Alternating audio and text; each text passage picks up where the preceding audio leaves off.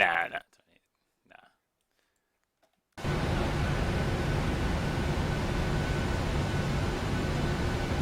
It's actually only 7.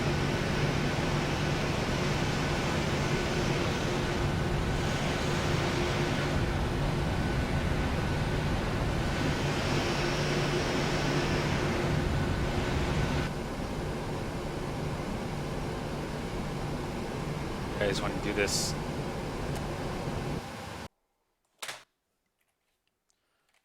Uber roleplay realistically?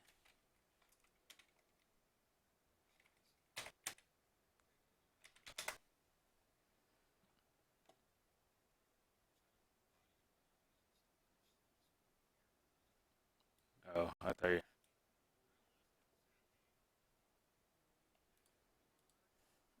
I don't go that far.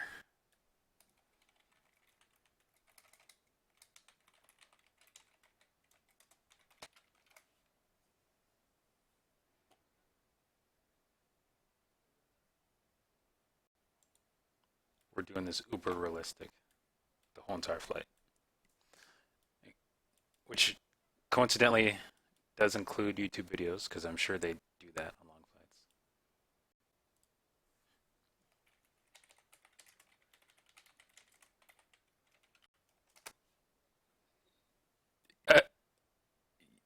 Yeah,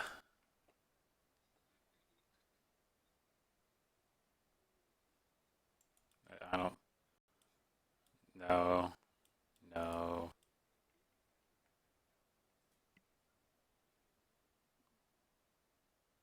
Call for go around and holding over the VOR.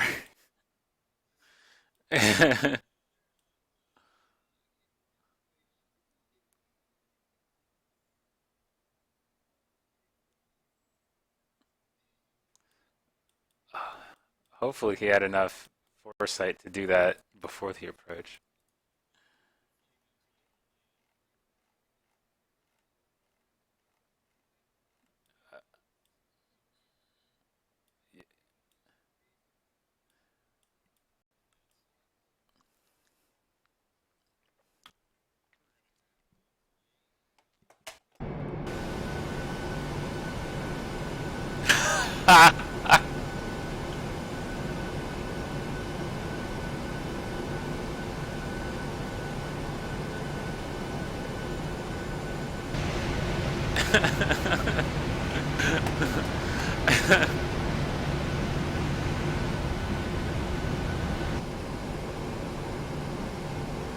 I hope that one's not going down with the plane.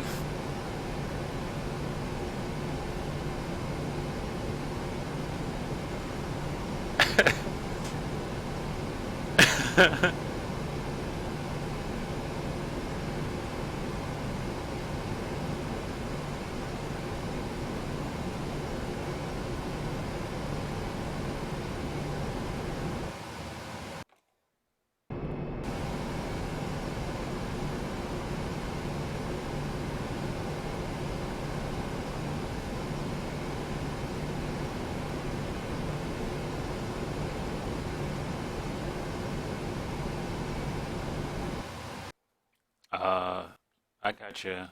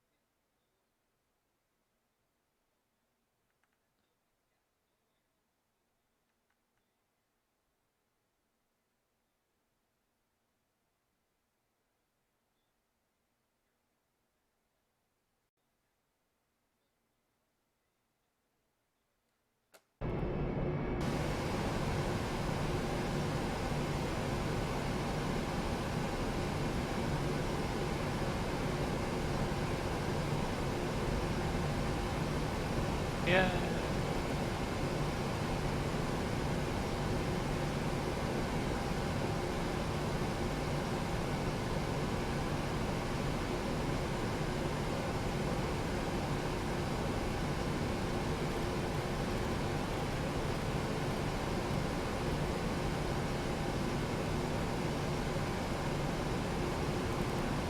Tuning in ATIS right now.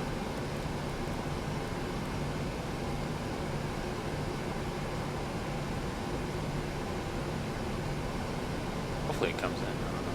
I don't know if this is right ATIS.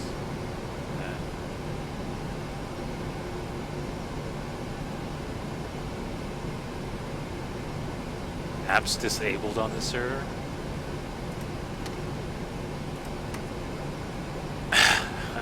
Dun dun. Dun dun. Dun dun.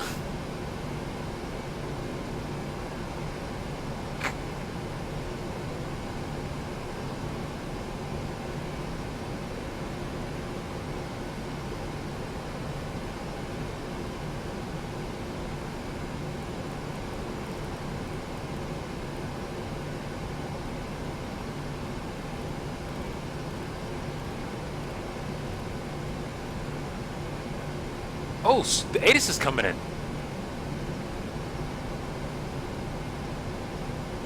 Oh my gosh, I know why the ATIS never comes in.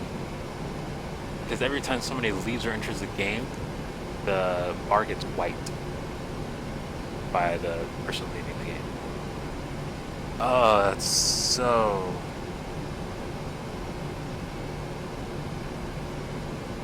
nice.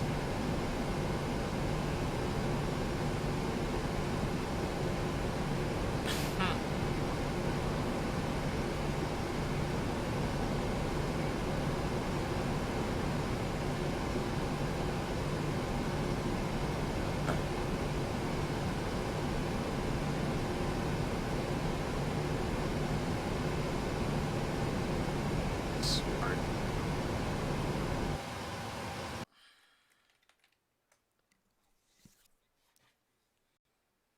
Uh, about an hour ago. Where are you getting your metars from? Here, this is actually where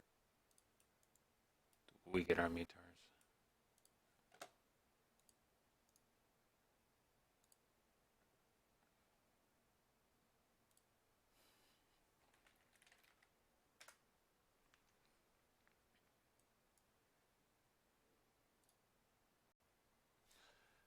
Meter should be a button at the top.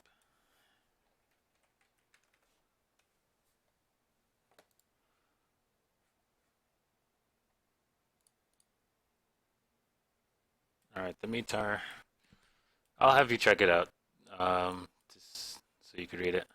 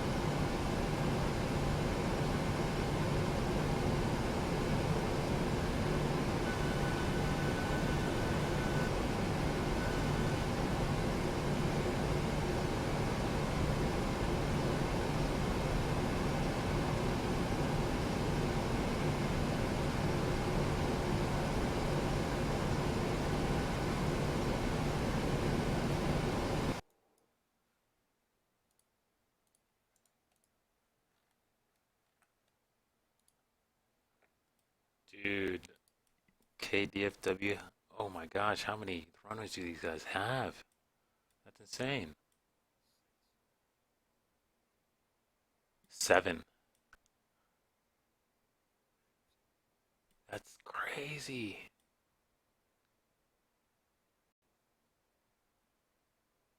Anyway,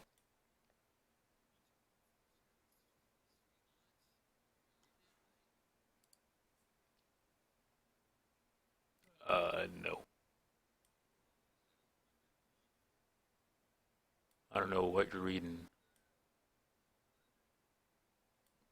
Winds are 170 at 13 knots. According to the 13, according to the METAR here.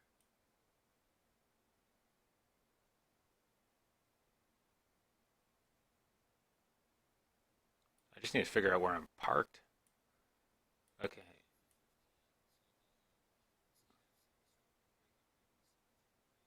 Yeah, I see it. Thanks.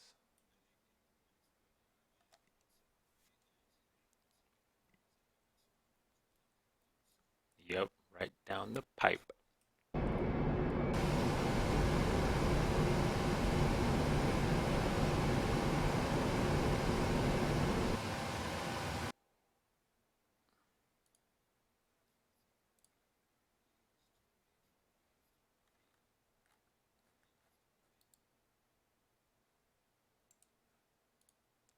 Why does pilotnav.com take me to some simulation plate thing? That's lame. That's the most. What? I want a refund. That's. I mean, I don't hate it, but it's kind of annoying when simulation stuff pops up before real world stuff. It's like, oh my gosh, I was trying to find a like a flight plan calculator, and all this stuff for FSX pops up, and I'm like, I can't use this stuff. If something bad happens, they're gonna laugh at me, and then ask me what I used, and then laugh at me more.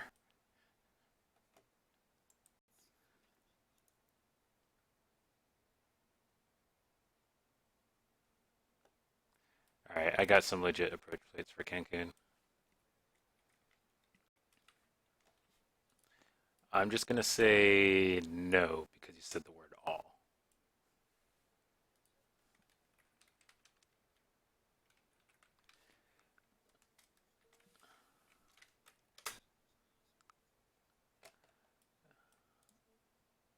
Uh,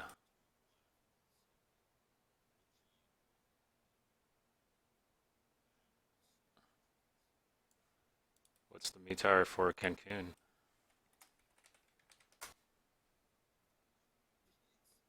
Ooh,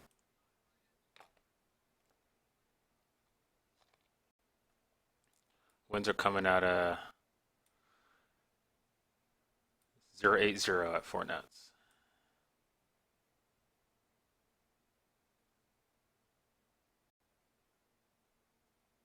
So runway 12, yeah.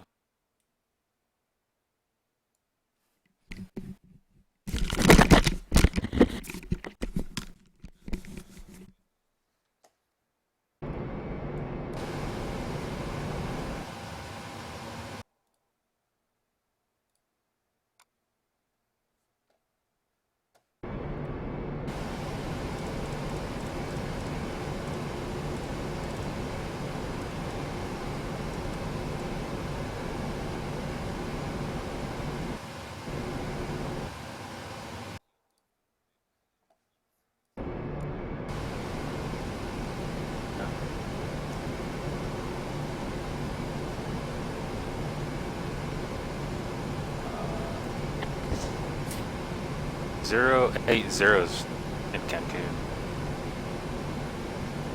Yeah, we're taking off runway 17 here.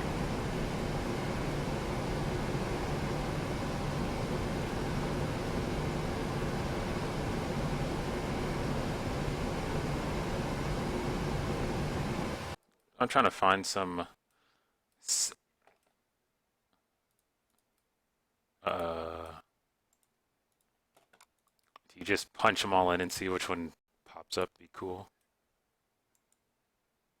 So what I'm gonna do right now, I'm gonna look at some SIDs and then see if that PDF I posted has any stars.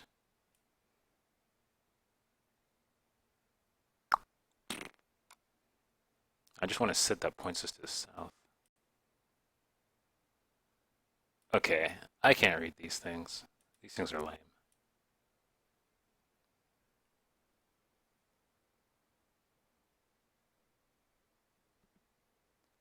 Alright, I'm not using a SID. And I'll program a star if Yep.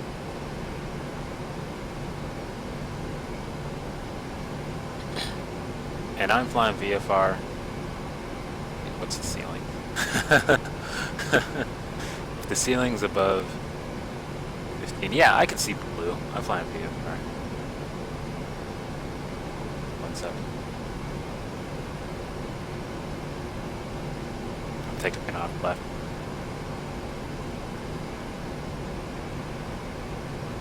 Dude, it's called parallel run operations, man.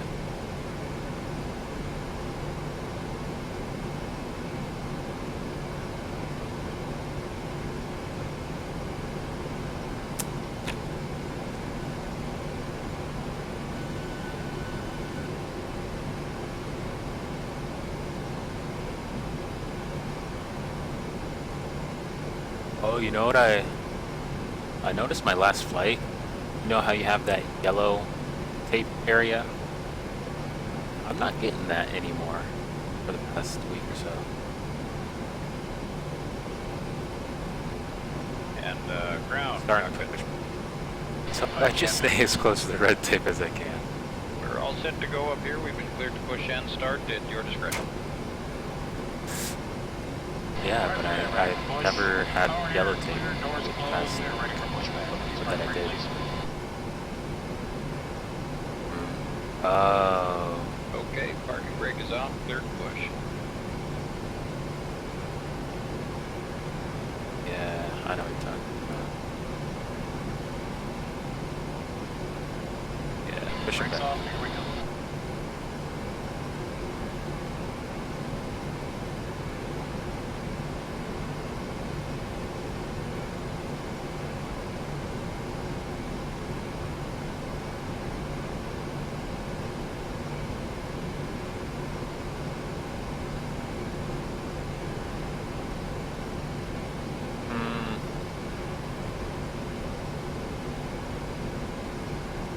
I'm not questioning you. I'm just telling you you're wrong.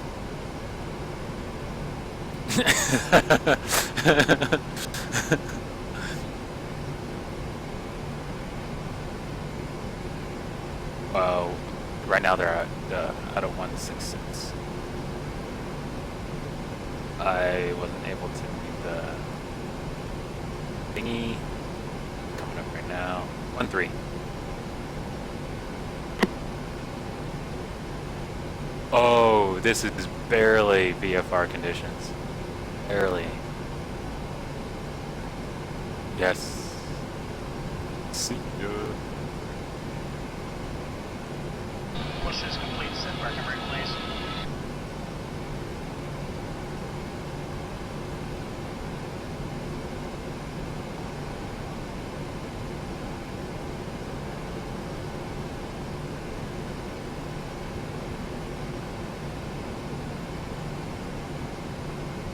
No, don't push, Nick. Okay, you're fine. You're fine pushing. I forgot how slow pushback is.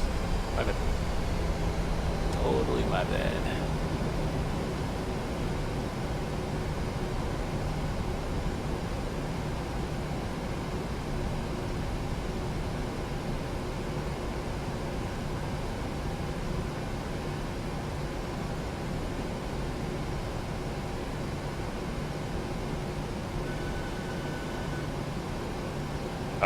Making a UE.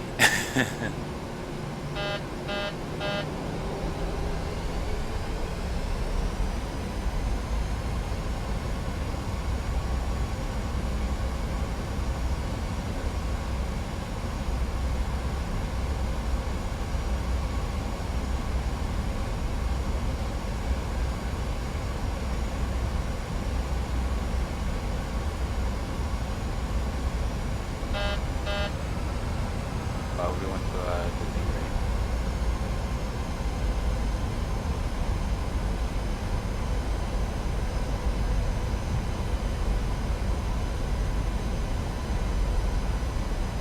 They're gonna be pulling out to the left.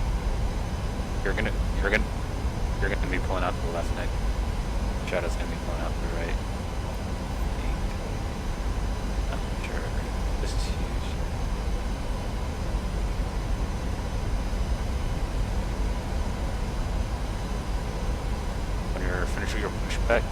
accelerate to the left.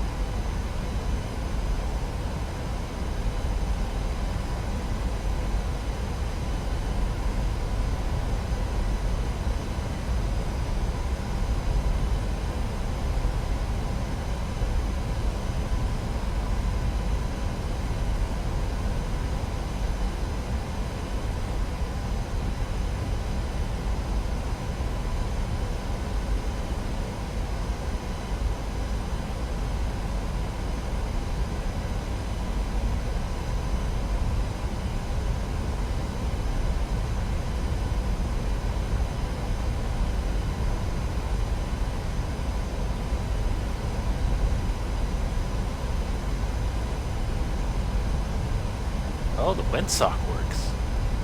That's cool. Oh, right direction.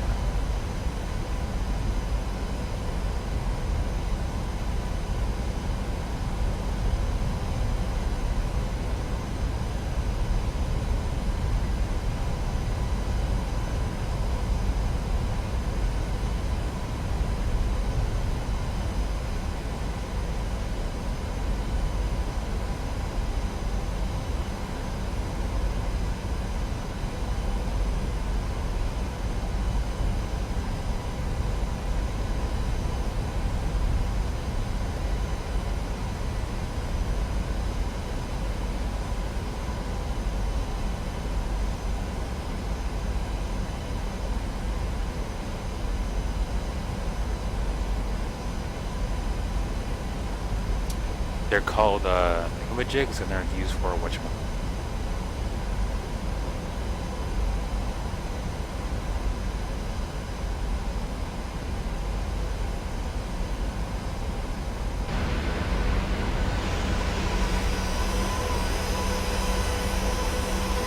I don't think anybody knows about it.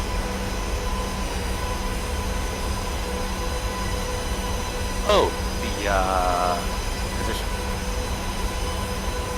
What a transition is. You guys ready for me to take the runway?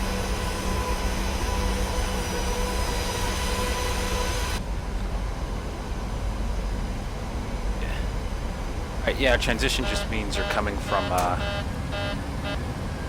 some other nav aid or something like that.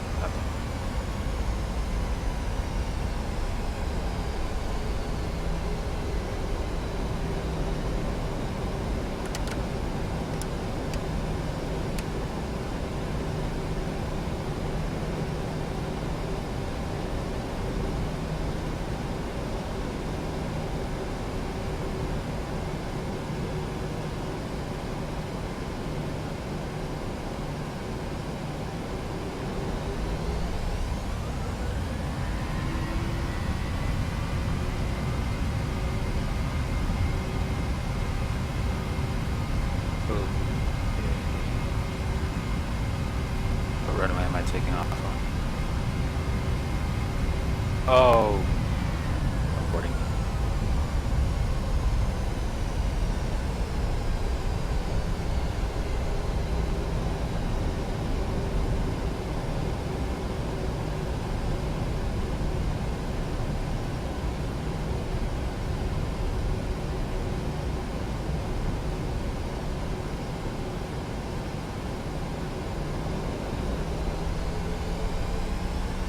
You know, one thing that this game doesn't have that I wish had, that it should have?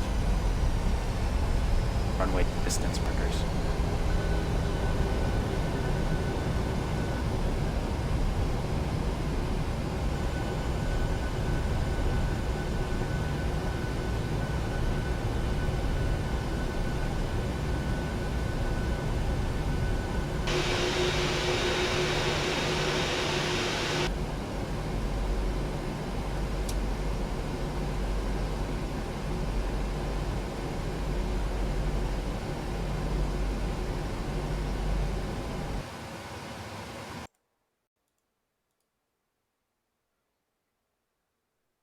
It's 20 feet.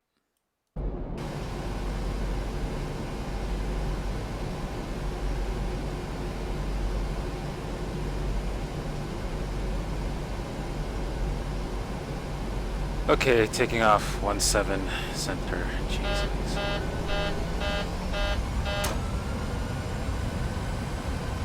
Can't believe I almost took a flip on that. Yeah. Especially when there's 8 runways on the scene.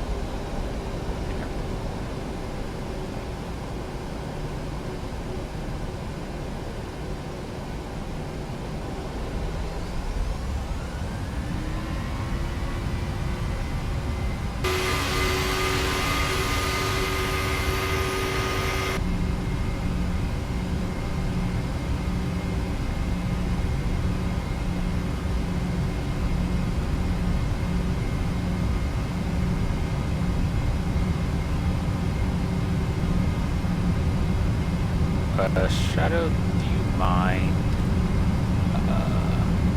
turning expedient? Because you're turning over the runway and getting off of. Oh no, it's not your fault. It's just how the runways are. I'll stay low and then follow you.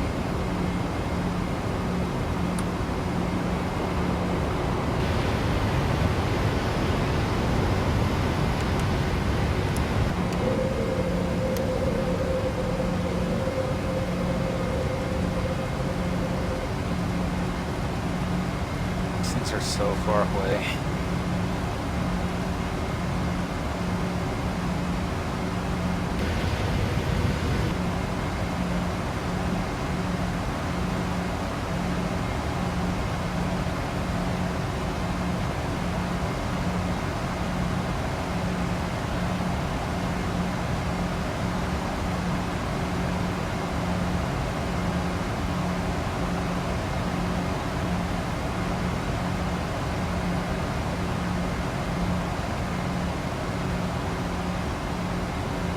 Oh, we're a lot closer than I thought we'd be.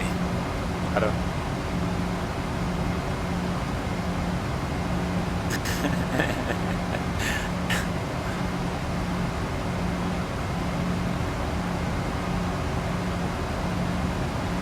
It's not bad for me.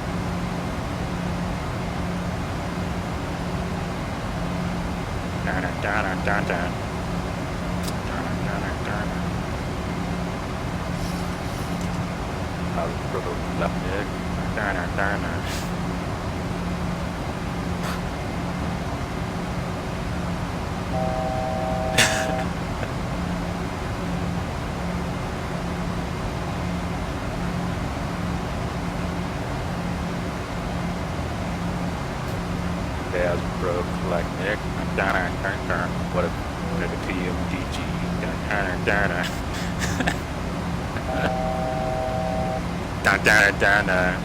Now the feds are after me.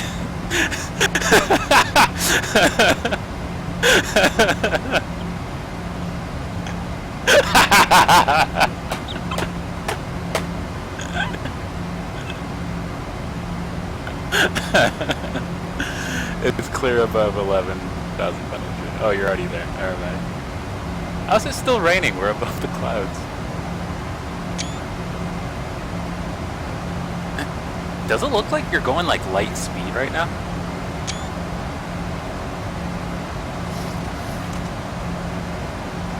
Or ludicrous speed?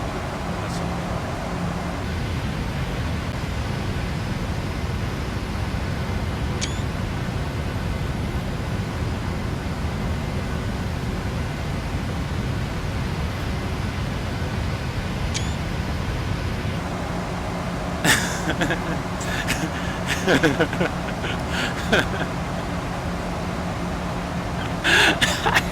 thought.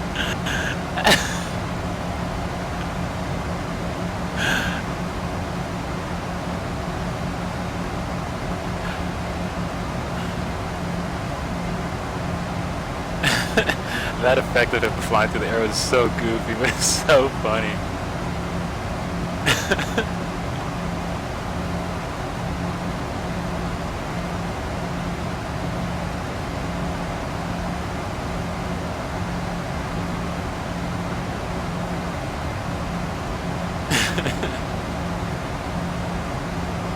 Honey, I shrunk my voice.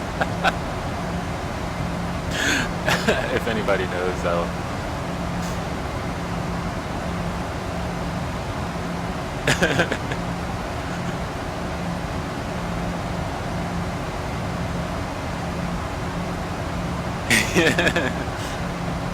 Hey Nick, are you just chilling? 'Cause I'm going faster and higher than you are.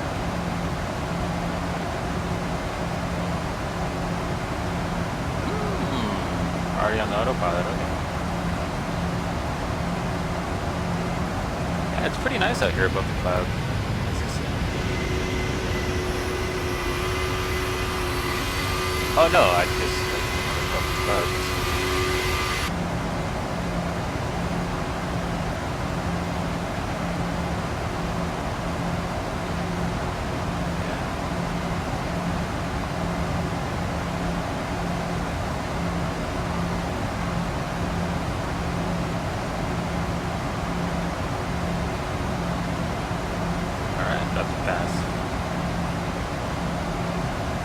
Yeah, we're on different flight levels, kind of.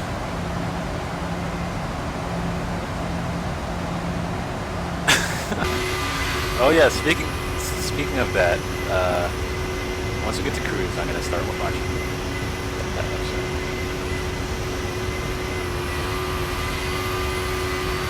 All right. How about the? I have one. I have one in mind. I've seen none of them. I've seen. What is that? I've seen a good majority of Egypt. I still need to finish watching that.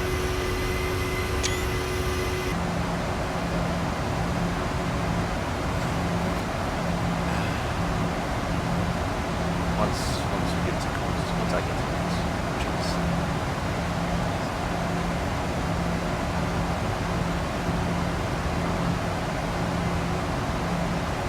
I don't think it honestly. No one heard it.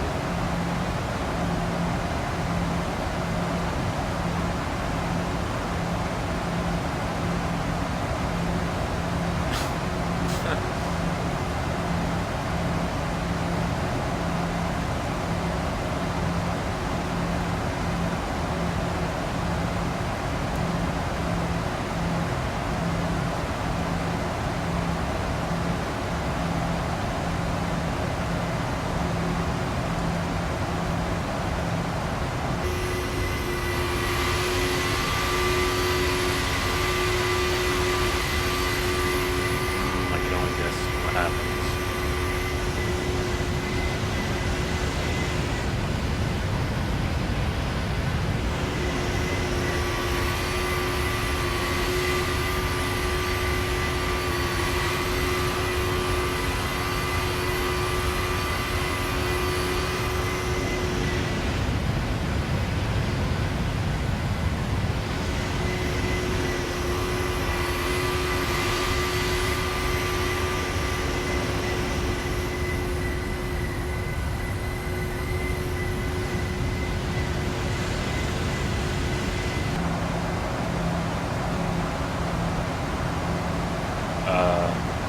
Should be on your second EFT from the left, up, right.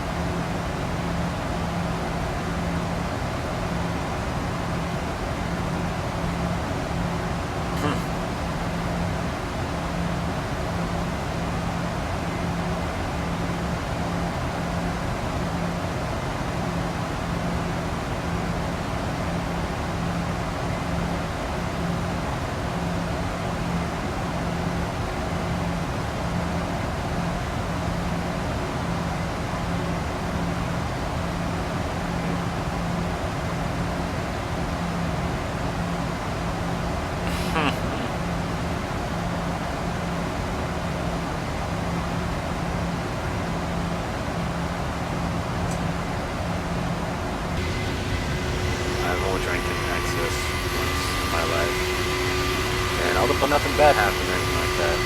I just thought I was good.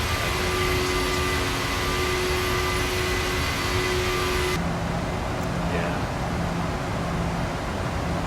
And I've never a fan of paying money to drink stuff that doesn't taste good. Well, then again, I've always never been a fan of paying money in the first place, so.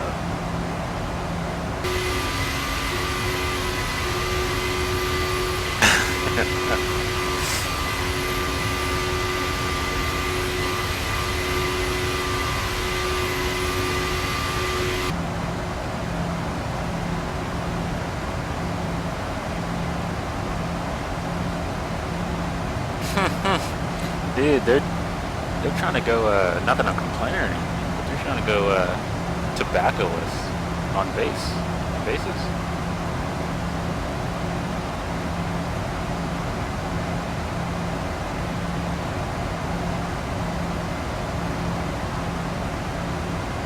Nah, you know, like Marines and Army guys, they chew all the time?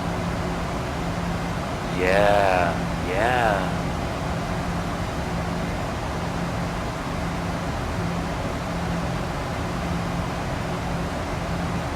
I don't know what phase it is in right now or what's going on, but I do know that a lot of UC schools, if not all of them, in California, don't allow tobacco on campus anymore.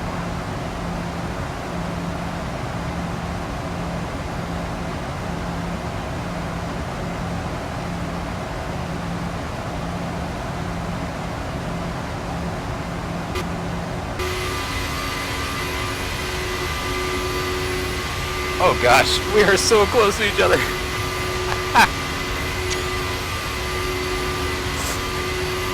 Oh, I don't see this every day.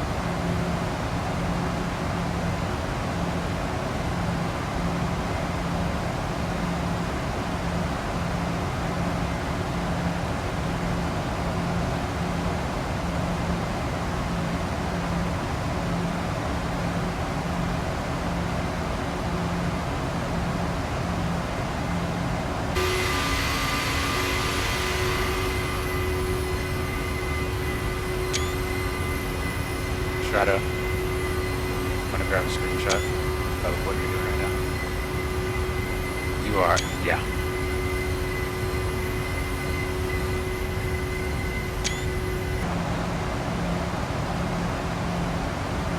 What are you cruising at? Altitude. Or are you still climbing? Okay, I'm cruising at 900 per routine.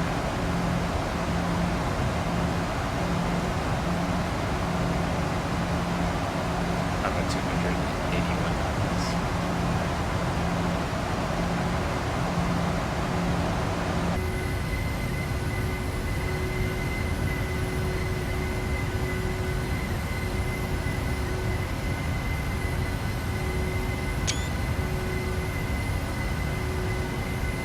Ooh, disappeared, Shadow. Oh, dude, your jet shell looks like you're freaking out.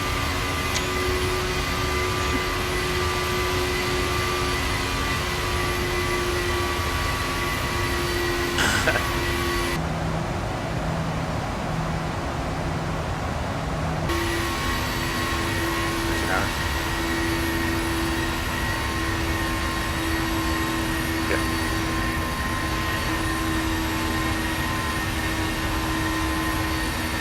More or less, yeah.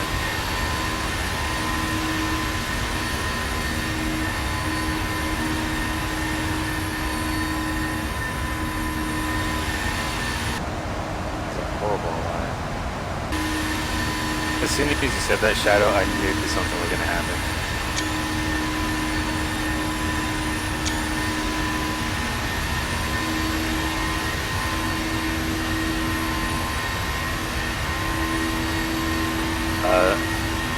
It's the longest flight that we have from Moscow to San Francisco. You actually fly over the North Pole.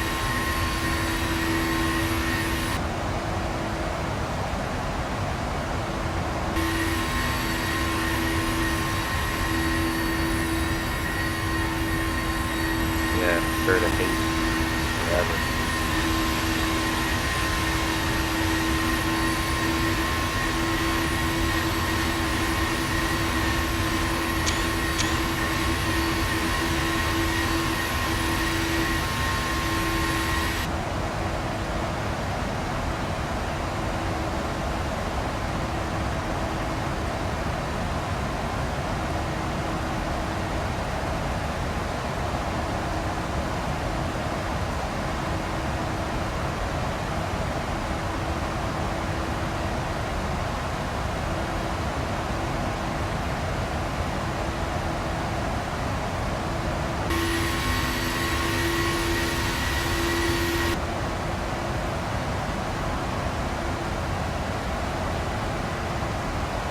Alright, I'm gonna get a drink, use the bathroom, and then start watching videos.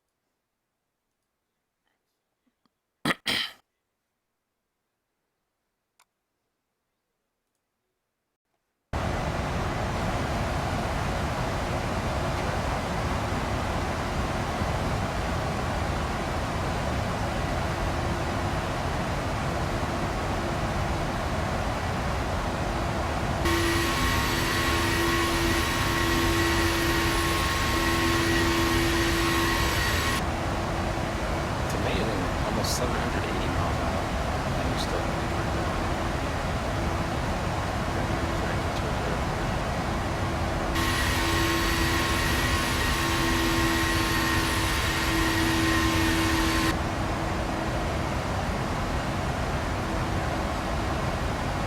Or 100 miles on each side. How's that for you?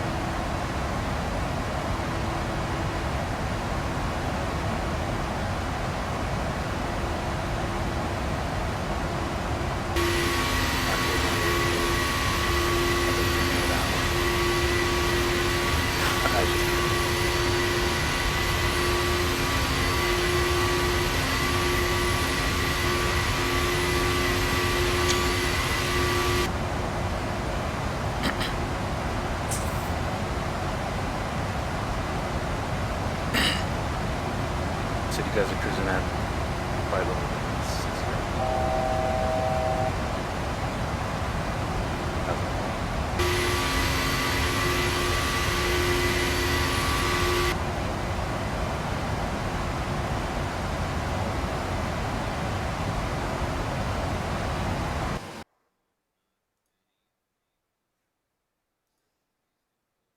Says, listen, I carry your tires. Was bringing her medical records back that night, among other things. Okay, he bought tires for his son, and an argument went on the phone between him and his son. My father called me to come to the airport because he could not carry all 4 tires himself. He says, listen, I carry your tires all the way from the States. You don't want to come and carry it from the airport? It's a very natural thing. A man is going to commit suicide. Why would he do this?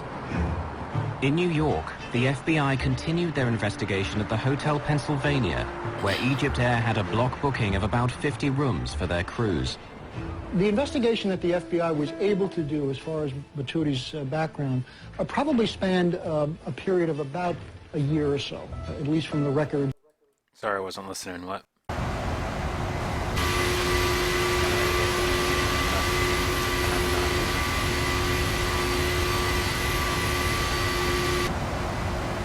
It's a big magnet encoding the air side.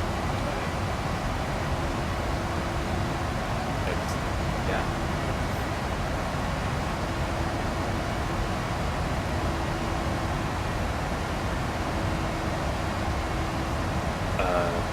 Yeah, just think of it as a magnet, and your arrow is always pointing towards the magnet. That's literally it.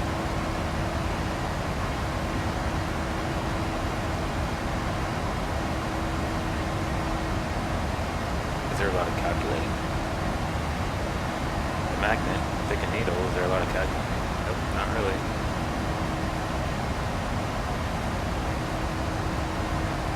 Oh.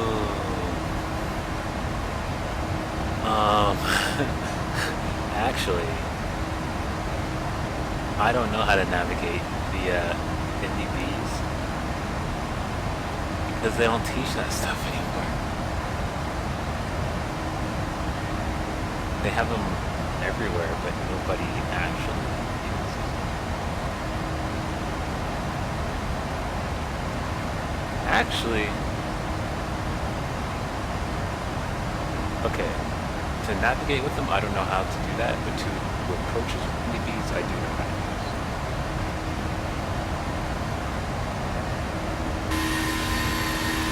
I personally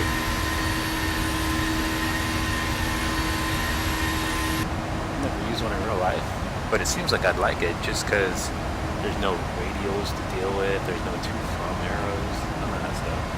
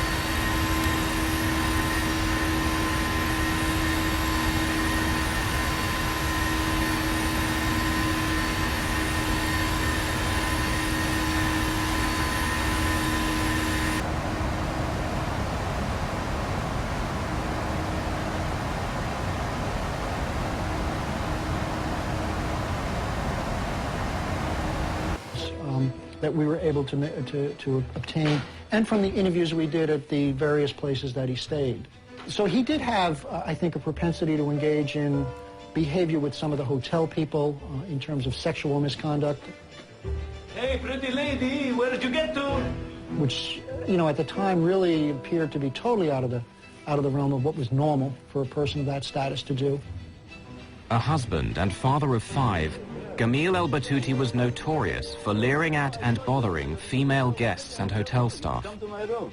The FBI learned that 2 years before the crash, 2 young women reported that he called them on their hotel room phone, telling them to look out the window across the courtyard.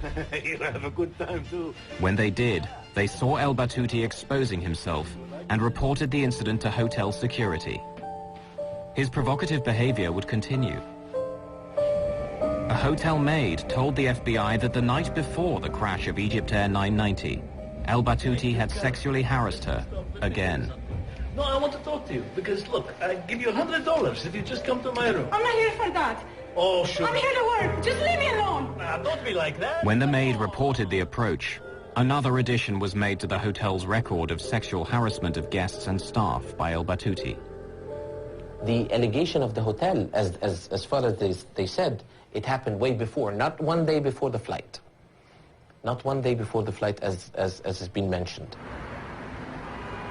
The hotel maid told the FBI the incident took place on October the 29th, 1999, the day before the flight. 3 months after the FBI began investigating El Batouti, an Egypt Air flight landed in London. The plane's captain requested political asylum in the United Kingdom. He claimed to have information about the cause of the crash of Egypt Air 990, and he feared reprisals in Egypt.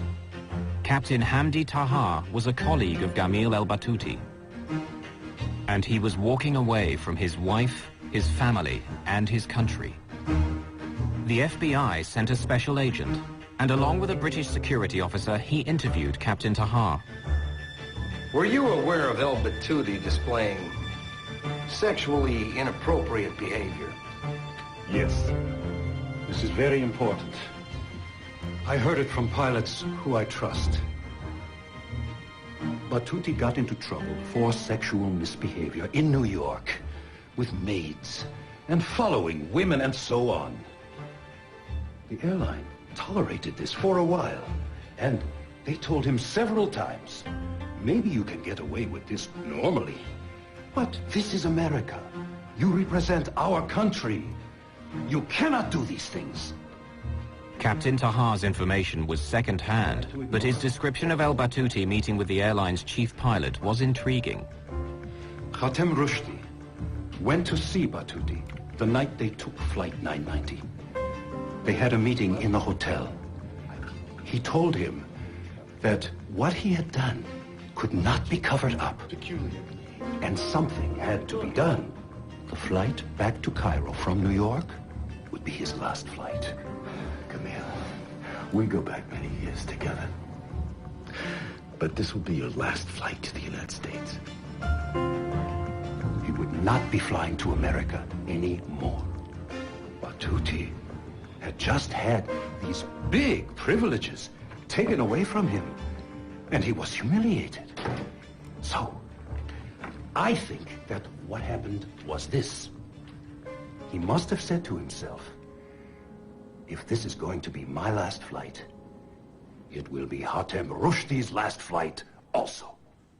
Certainly within various corporations where people bring weapons into the office and attempt to take revenge against people that they feel have aggrieved them. Perhaps Batouti felt that Egypt Air had been the cause of some of his issues, and unfortunately in this case it was the kind of office that was flying at 33,000 feet. The FBI provides Taha's interviews to the NTSB. Egyptian officials asked for another Egypt Air pilot to be interviewed. Mohammed Badrawi had known El Batouti for 40 years. Interviewed at the NTSB, he described discussing with Captain Rushdie what to do about El Batouti's behavior. Do you know if Khatem Rushdie was aware of the situation with Batouti? Well, of course he knew. But he pretended not to know, I think, because Khatem Rushdie is the chief. Badrawi confirms that Hassan Rushdie is upset about el-Battuti's harassment of women at the hotel. So Badrawi takes Rushdie's concerns to his old friend. And if he didn't listen to you, what did you tell him was going to happen? Nothing much, really. You see, he was on his way out. We don't normally touch people when they're approaching 60. I know. I'm not saying that you are doing something wrong. They are saying that you're doing something wrong. Well, I know you are my friend. We have a little patience, and they're out. Badrawi would ask Rushdie to be patient with his old friend, considering that el-Battuti only had 3 months to go before retirement. We've been in the Air Force for 40 years. All he needs is a few more months. Badrawi's interview confirmed that Rushdie did believe el-Battuti's behavior had to be dealt with, and he denied Tahar's claim of a meeting between the two on the night of the crash. But Captain Tahar was not done. He had another compelling story to add. London, an Egyptian pilot has requested political asylum and is offering an insider's view of the most controversial tragedy in the history of Egypt Air. Captain Tahar revealed to the FBI how Egypt Air briefed its pilots about the crash. When they had done the transcripts of the cockpit voice recorder, the Egypt Air Chief of Operations called all flight crew to a special meeting in Cairo and told us the facts. Just the facts. No commentary. No explanation of any technical problem. He did not say anything, but all we pilots realized that this was not an accident. And then he told us not to talk to anyone about it. Don't talk to your family. Don't talk on the phone. Don't talk to each other, he told us. All of us realized that Battuti had done this on purpose. For the American families involved, this was a case of 216 murders and 1 suicide. In Egypt, big, close, extended families combine with a strong religious faith to deny that Egyptians commit suicide. The story has many sides. It has to do with religion. It has to do with beliefs. It has to do with the culture. I think until today, still in the Egyptian culture, people don't believe that Muslims or that Egyptians or that people coming from that culture commit suicide. Cultural differences were not the only impediments to this investigation.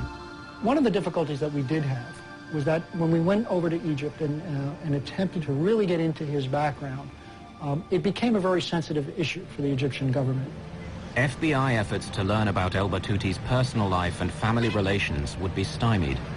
It became almost to the point where we were never really able to develop all the things that we needed to get at. Finally, on March the 21st, 2002, after a nearly $10 million investigation over 2 years and 5 months, the NTSB publishes its report and determines that the probable cause of the Egypt Air Flight 990 accident is the airplane's departure from normal cruise flight and subsequent impact with the Atlantic Ocean as a result of the Relief First Officer's flight control inputs. The Egyptian Civil Aviation Authority responded angrily, and their response read in part, "It is obvious that the NTSB has not done the type of professional accident investigation expected by the Egyptian government." The NTSB's former director of aviation safety takes exception to the Egyptian view.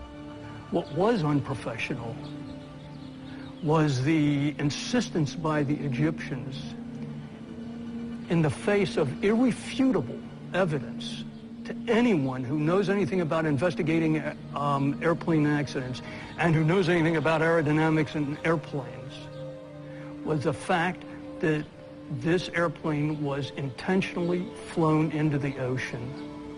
No scenario that the Egyptians came up with, or that we came up with, in which there were some sort of mechanical failure in the elevator control system would either match the flight profile or was a situation in which the airplane was not recoverable. Like many of his countrymen, the loyal nephew cannot believe his uncle Gamil was a mass murderer. This is a simple plane crash. It was put and made like this for no reason. It shows that it's a cover-up. Greg Phillips takes pride in having thoroughly investigated every lead and every scenario. When we sign on to be accident investigators, we do it with the idea that we're going to keep the next one from happening, not to cover up one that did because of whatever reason may be given to us. I've never known that to happen. I've never even known it to come close to happening. There continue to be differing perspectives on the crash of Egypt Air Flight 990, and unanswered questions remain for broken and damaged families. For many of them, answers to how and why this plane crashed will forever be a painful mystery.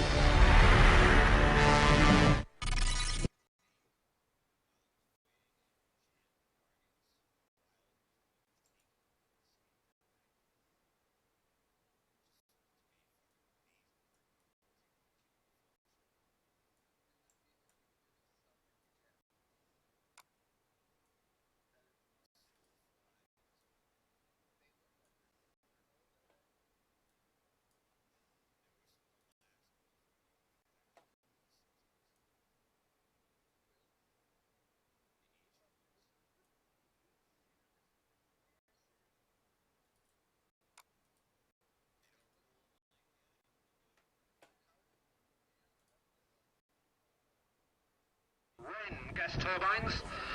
And what are you going to Gordon Nichols. The sky. And full size. When you watch the profile of this aircraft in the sky, very, very difficult to choose between a model and full size.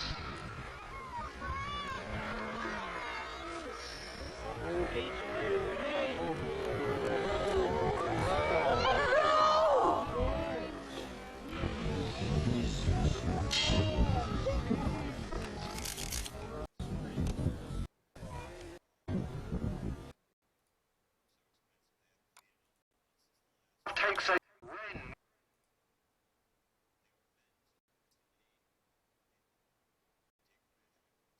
gas turbines.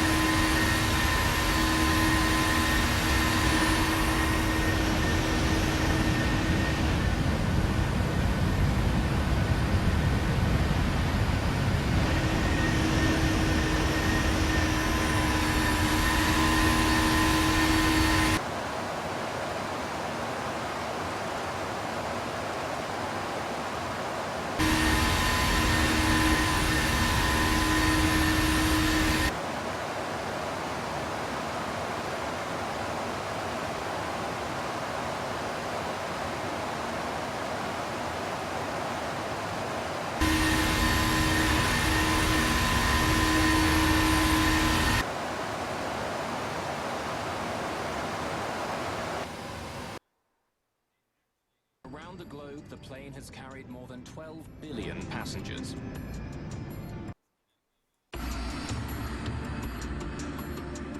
The Boeing 737 is one of the most popular passenger jets in the world. Around the globe, the plane has carried more than 12 billion passengers. It's the backbone of the aviation industry.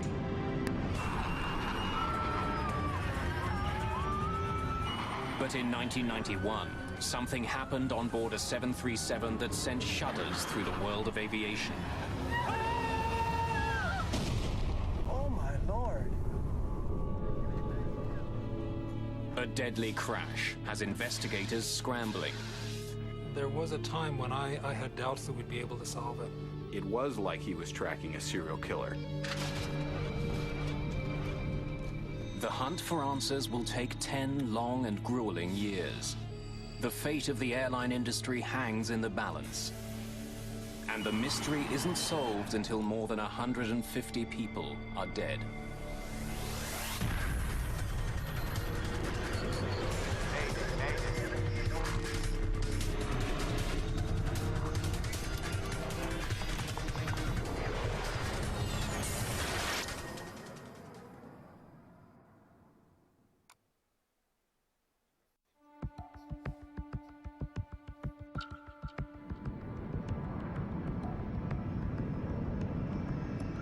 (9:40 a.m., March the 3rd, 1991.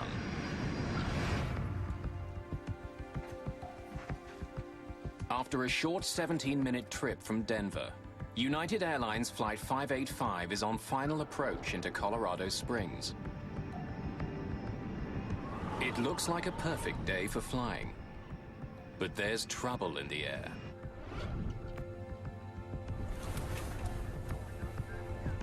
Nice looking day. Hard to believe the skies are unfriendly. There's been heavy turbulence during the flight, and violent gusts of wind are forecast over Colorado Springs. Never driven to Colorado Springs and not gotten sick? At the controls is 52-year-old Captain Harold Green, a pilot with 20 years' experience and a sterling reputation. Green's co-pilot is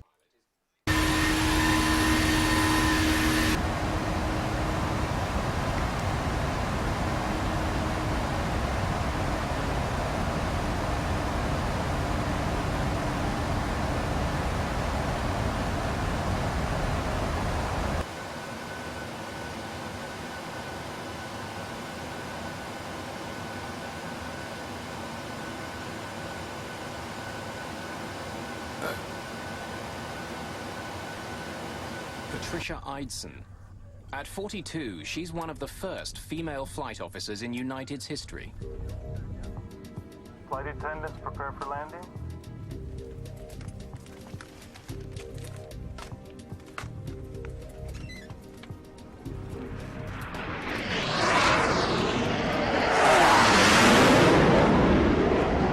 I've met one of the guys that used to fly in the Blackbird.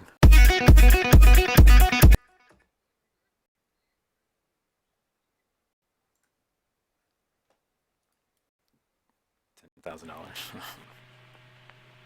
Okay, Frank, let's start the engines.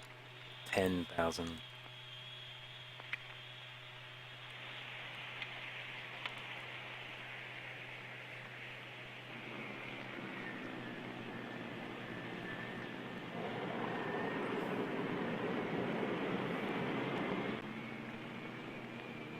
They're just lots. Obvious, trust me. I'm already saving up for one.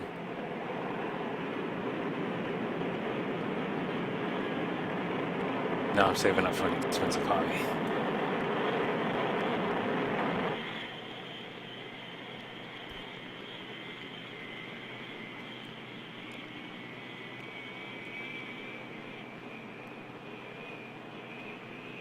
Hello, Tower. This is Air Force 2367. Taxi clearance, please. With its 8 jet engines, the Wing is one of the most powerful planes in the air. Ground handling and taxiing are identical to that of any other large airplane having a steerable nose wheel. This ease of handling simplifies parking and storage operations. Notice that the pilot of the flying wing has excellent forward, downward, and round-the-clock vision, which minimizes taxiing hazards.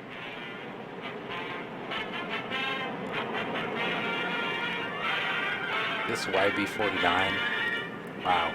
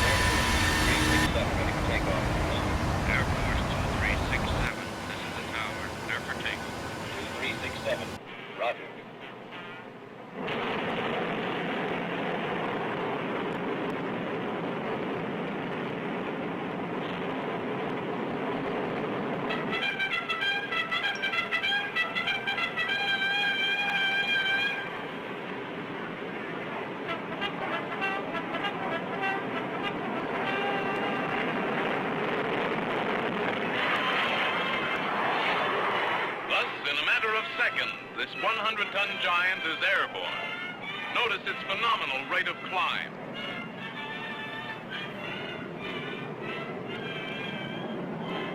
Ease of operation, together with low noise and vibration levels, make long-distance operation almost a pleasure. Because of the pressurized cabin and temperature control, grueling hours of long-range flying can be accomplished with a minimum of pilot fatigue, even at altitudes above 40,000 feet. As pilots know, the flying wing is an easy plane to handle. When the rudder pedal is depressed, drag is induced by the opening of the split rudders, and the plane is pulled in that direction.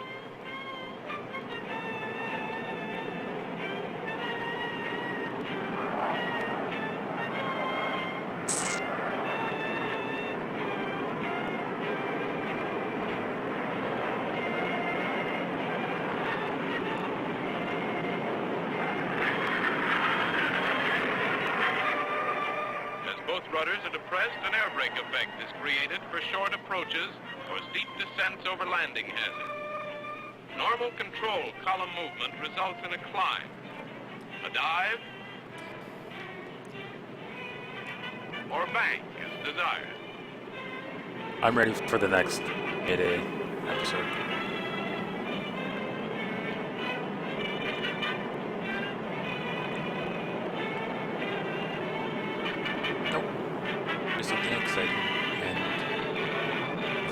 With these controls operated by dual hydraulic systems, plus an electrical standby, the flying wing is the most maneuverable large airplane in the sky.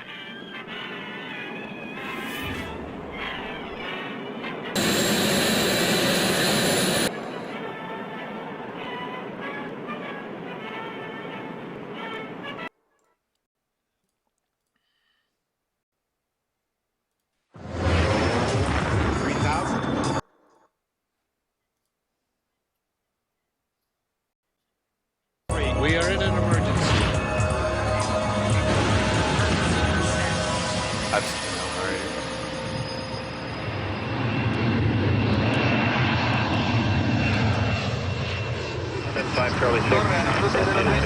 We are observing you crossing the 260 of Lima at 31 miles west. Level is 10,700, velocity. In October 1996, a state-of-the-art passenger jet careens out of control for 30 horrific minutes.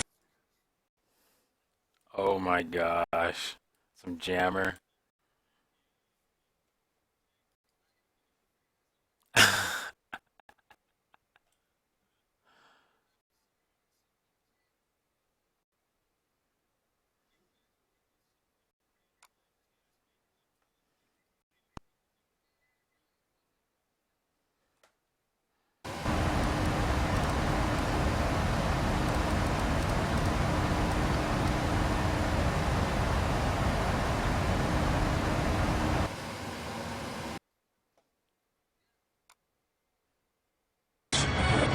crashes into the Pacific Ocean.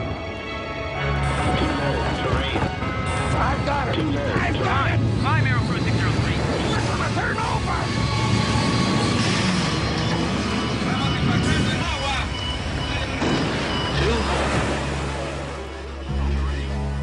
At the time, no one understands how this could happen.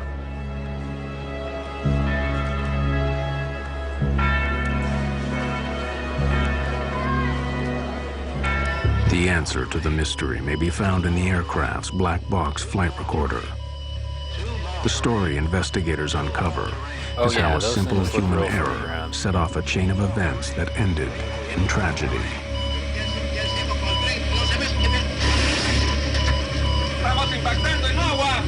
2 cents of American money brought down a $75 million aircraft and killed 70 people.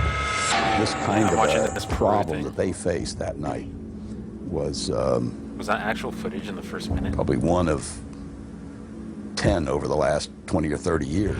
You never lose hope immediately. You know, it takes time for you to get to that point that you will accept the fact that there's no people that got out of their life. We're gonna turn over!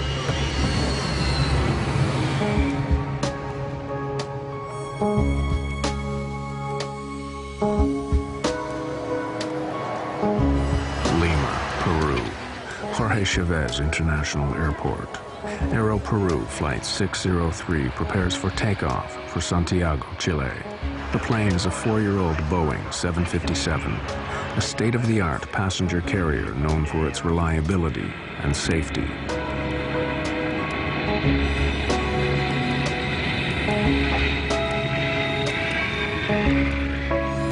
Aero Peru 603 is flown by 2 of the national airline's best pilots, Captain Eric Schreiber, 58, and First Officer David Fernandez, 42.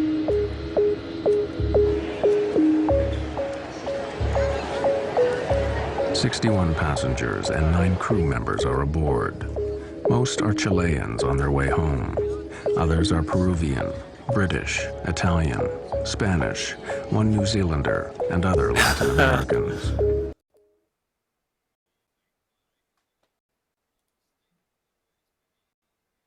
Almost, I don't know, man.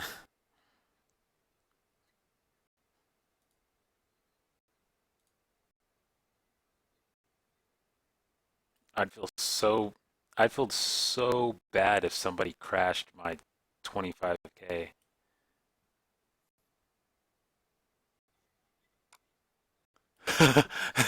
Go to the store and get a $3 baseball bat.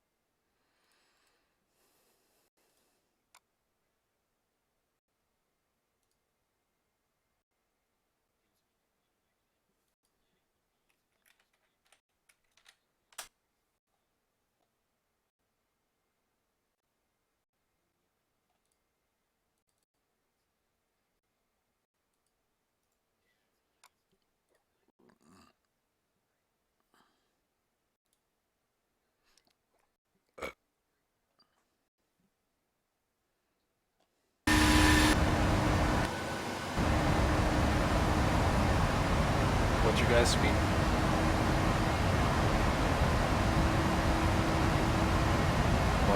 Point fast. Oh wow.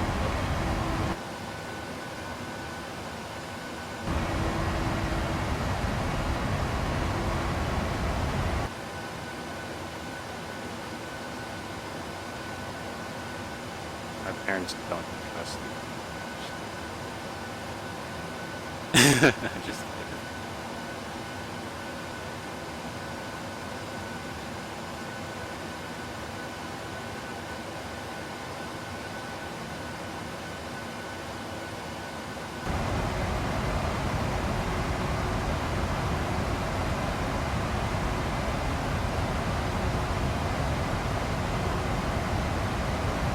what's the name of the point you guys are going to?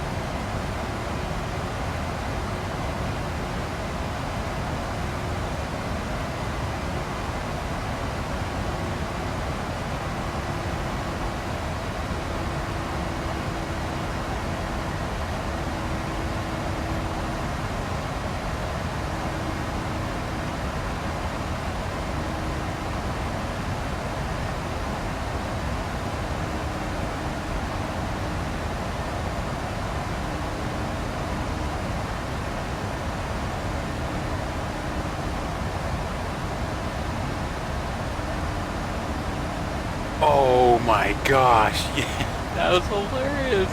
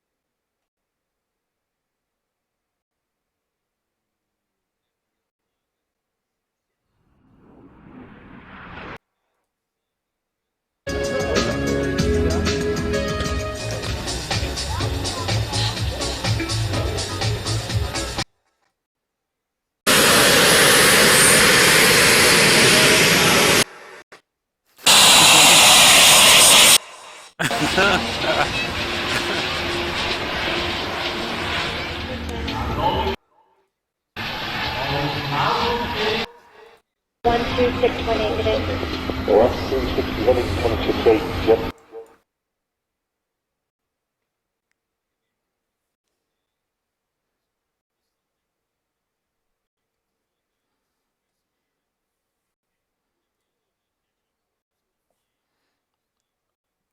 Oh.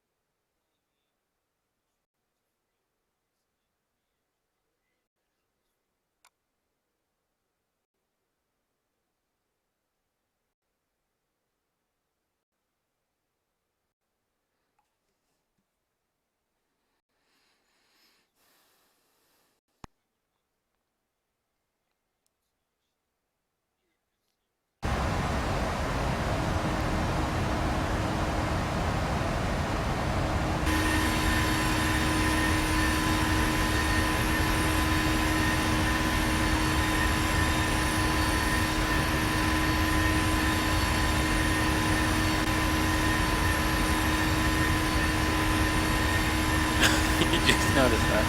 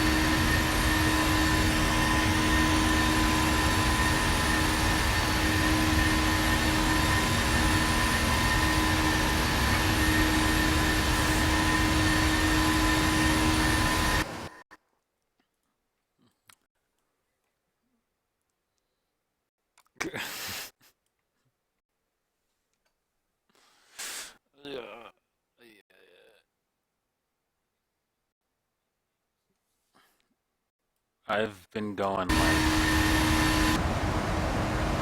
anywhere from Mach 7 or 0.77 to 0.79.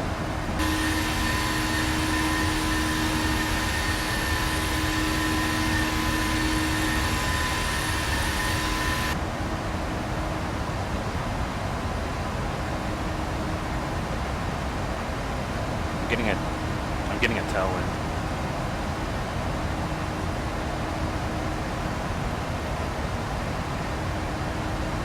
That's a tailwind.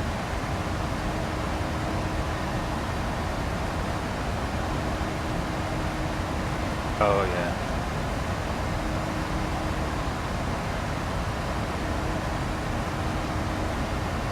And mine's out of 270.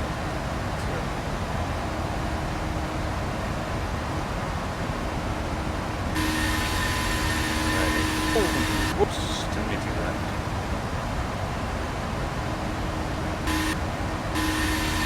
Kinda got distracted there.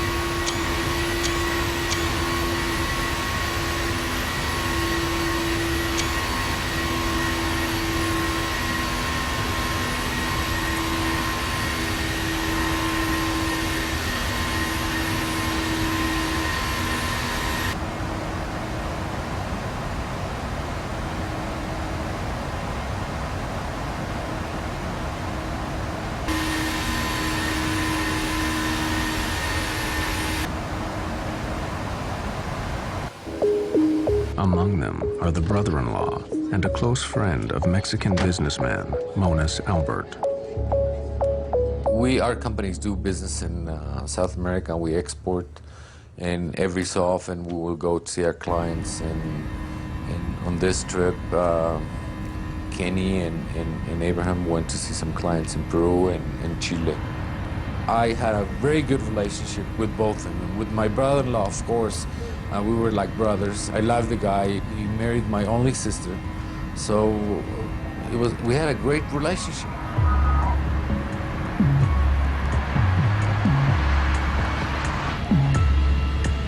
Checklists are complete.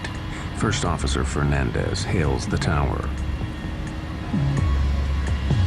Lima Tower, Aero Peru 603, runway 15, ready for takeoff. Aero Peru 603, use noise abatement.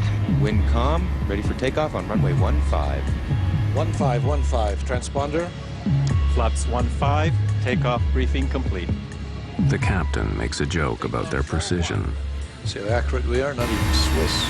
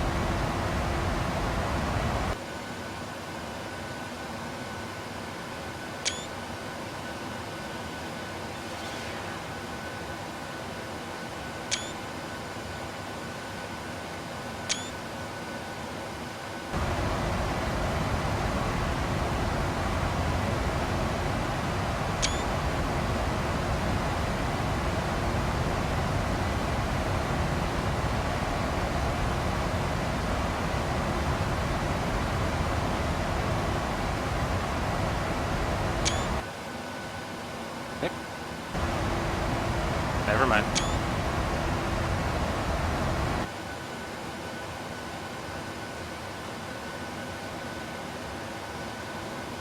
This information we got going on here.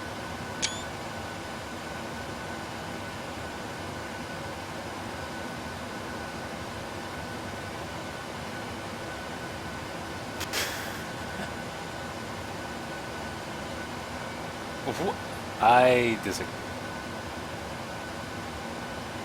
That's all I'm gonna say.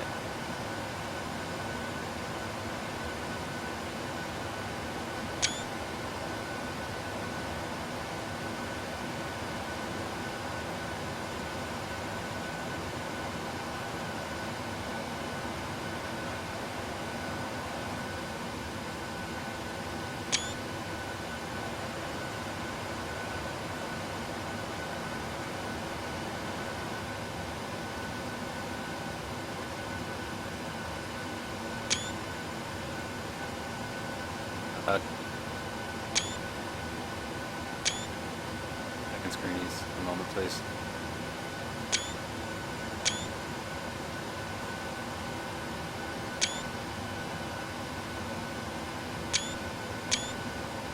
All right, thanks.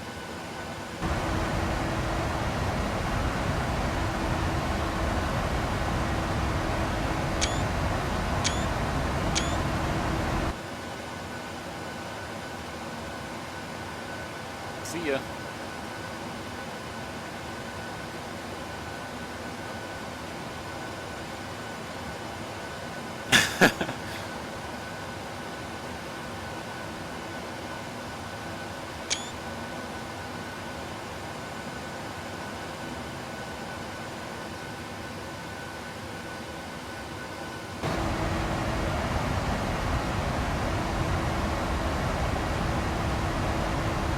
Wait, you said you're descending? Why?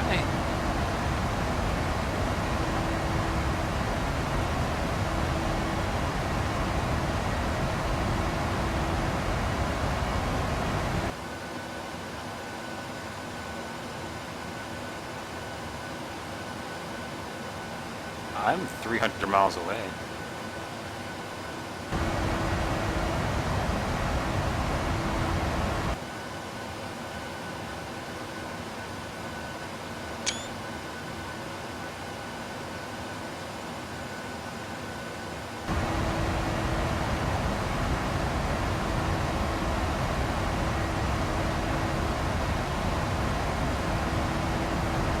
I'm still at 300.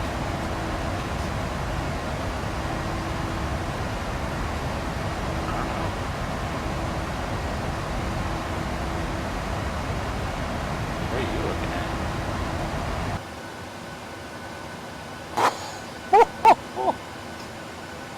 Oh my gosh!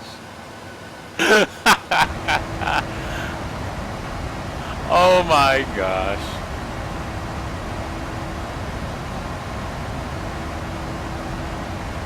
Wow. I don't even know what to say anymore.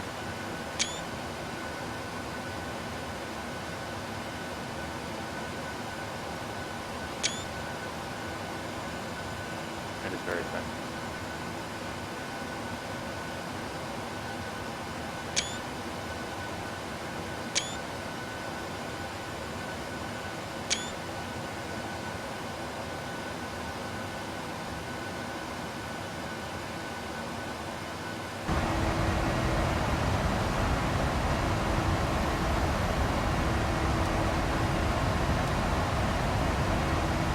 Rolling.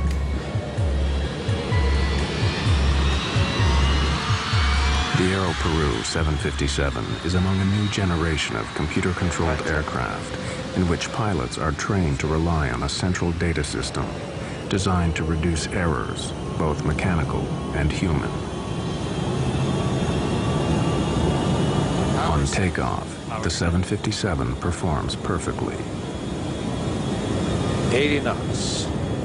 Check. V1, rotate. V2.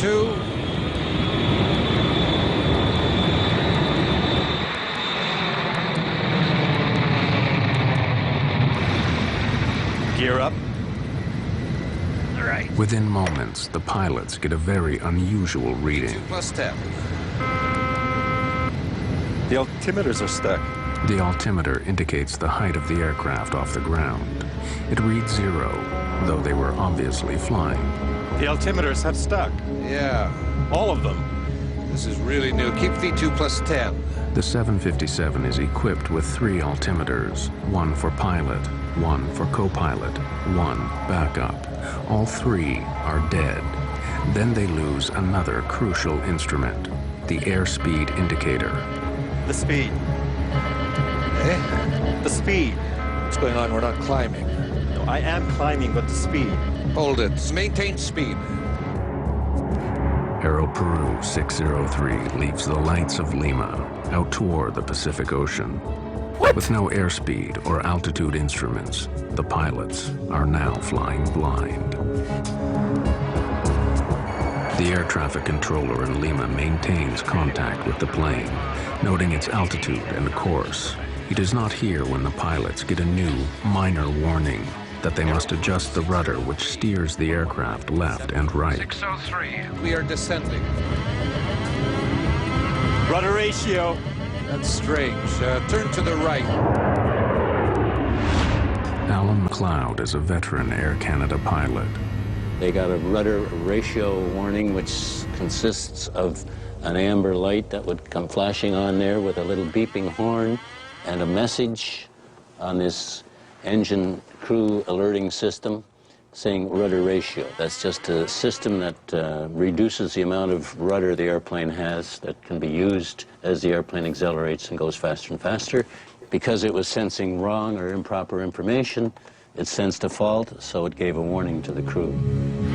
The erratic warnings are being generated by the plane's central computer, but the pilots cannot understand why. Then, the dead altimeters spring to life. Climb, climb, climb, climb. I am. Climb, you're going down, David. I am up, but the speed. Yeah, but it's stuck. Mach trim rudder ratio. Climb, climb, climb, climb, climb. Set heading 100. Well, now you're... It's okay on this heading. Set the climb thrust. Center autopilot in command. Suddenly, altitude readings return to normal, but each passing moment takes them further into the dark night.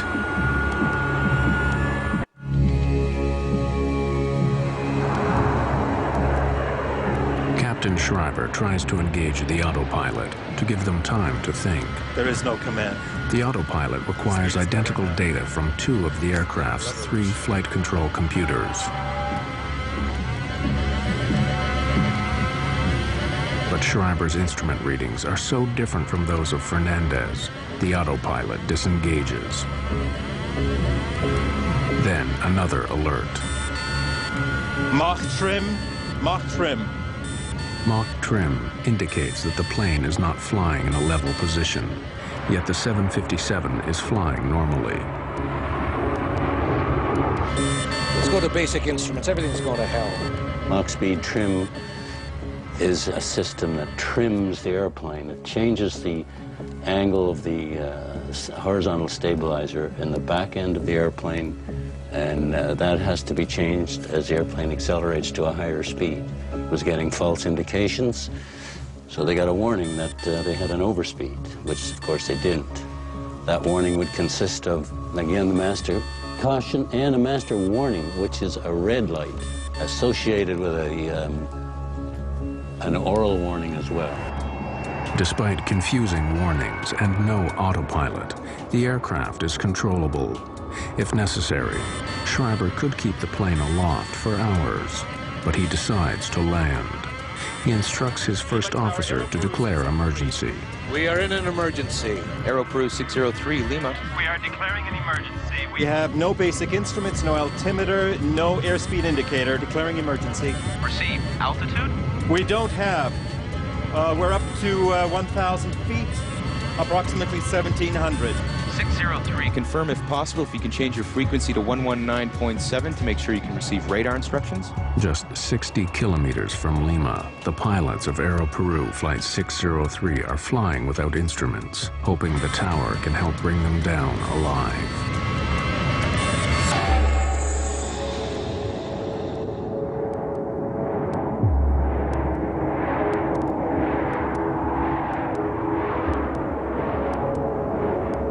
Lima, 603. Aero Peru 603, Lima. We request vectors for ILS. They seek the runway with the help of a guidance transmitter called the Instrument Landing System, or ILS. The ILS provides information on their course, while altitude information comes from the aircraft's transponder. Affirmative. Maintain present altitude. What level do we have? We have 4,000 feet. Can you confirm for us? Correct. Maintain 4,000. Schreiber and Fernandez have never experienced nor been trained for this emergency. Auto throttle disconnect.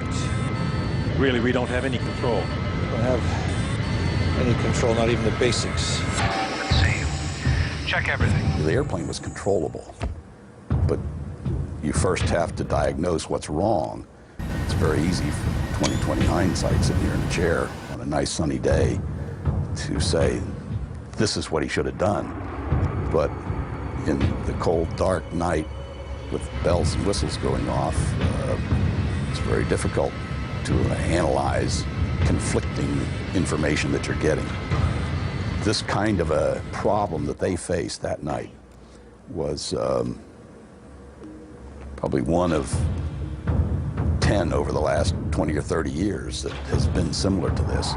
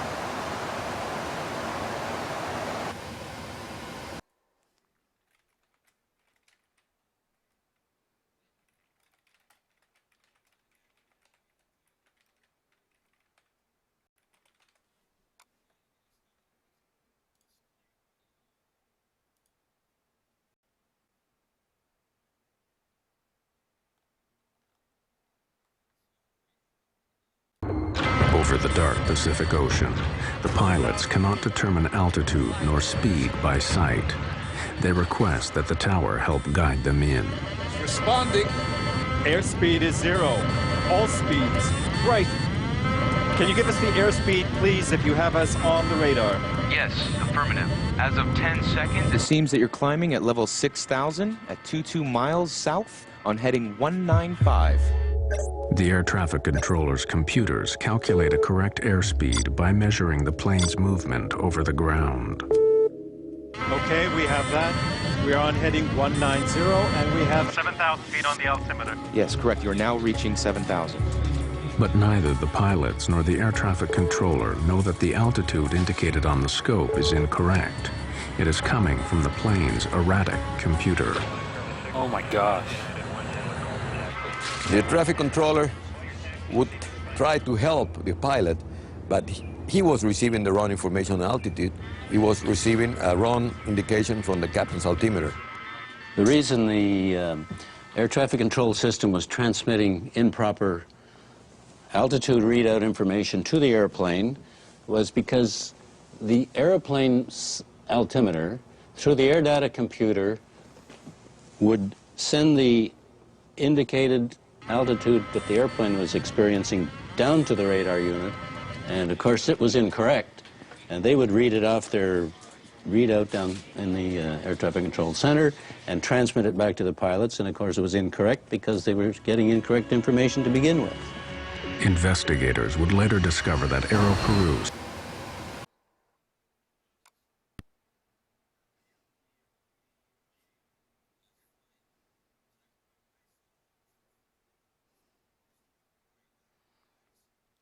Starting my descent.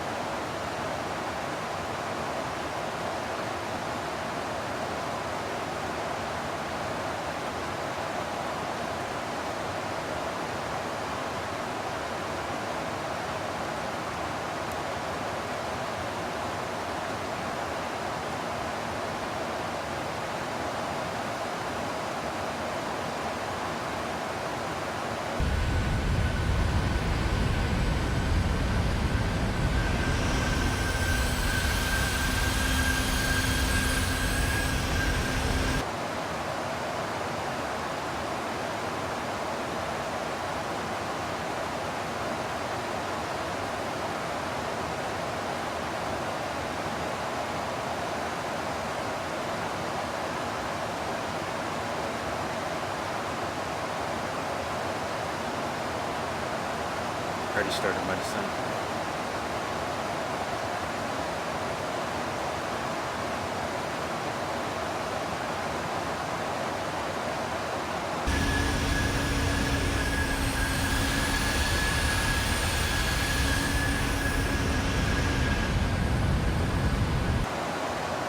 My brain.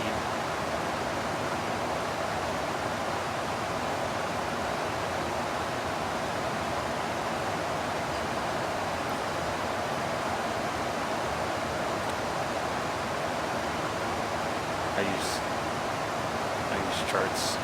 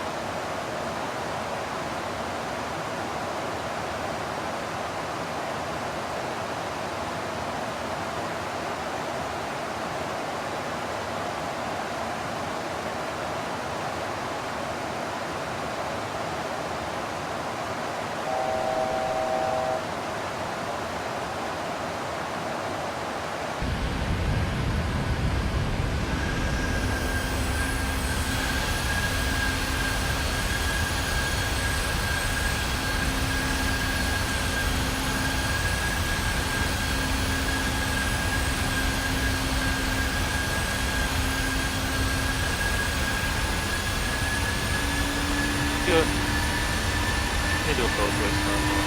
Depending on it's called a company route because the company buys that a lot, I guess.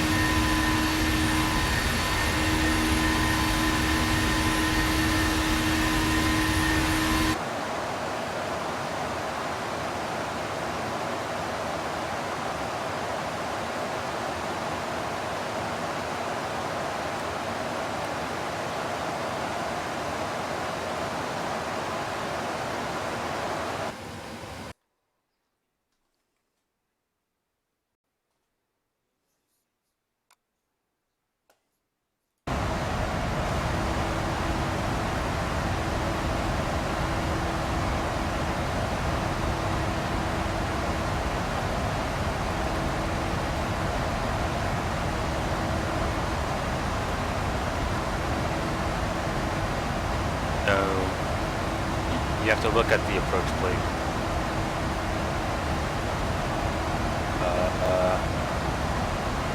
Doing the ILS from runway 12.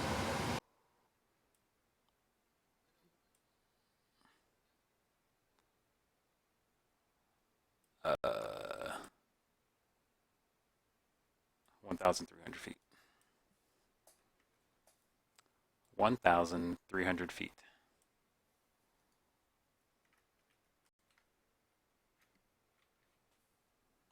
What do you mean in that case?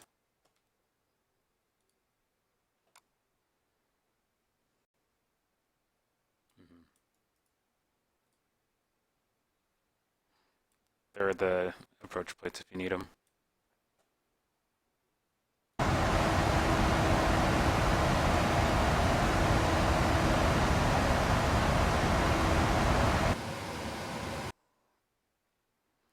Ooh, are you doing a star? Okay. Okay. But you're doing a transition from what?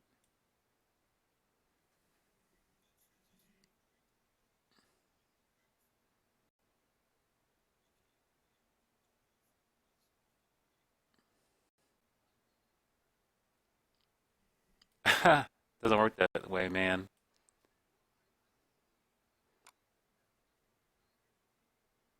Whoever's in front and the lowest gets landing first. Unless there's a emergency with other aircraft.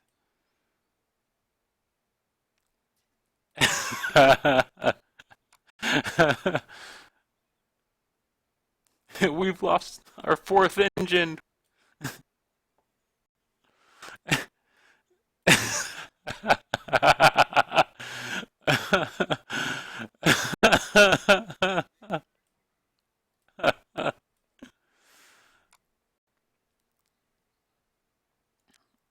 I've definitely...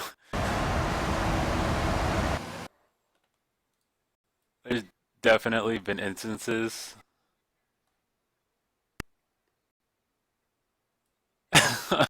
They're gonna crash short of the run.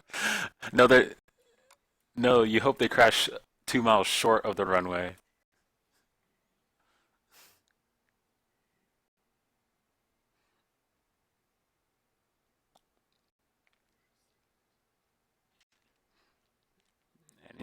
And he's not getting any better.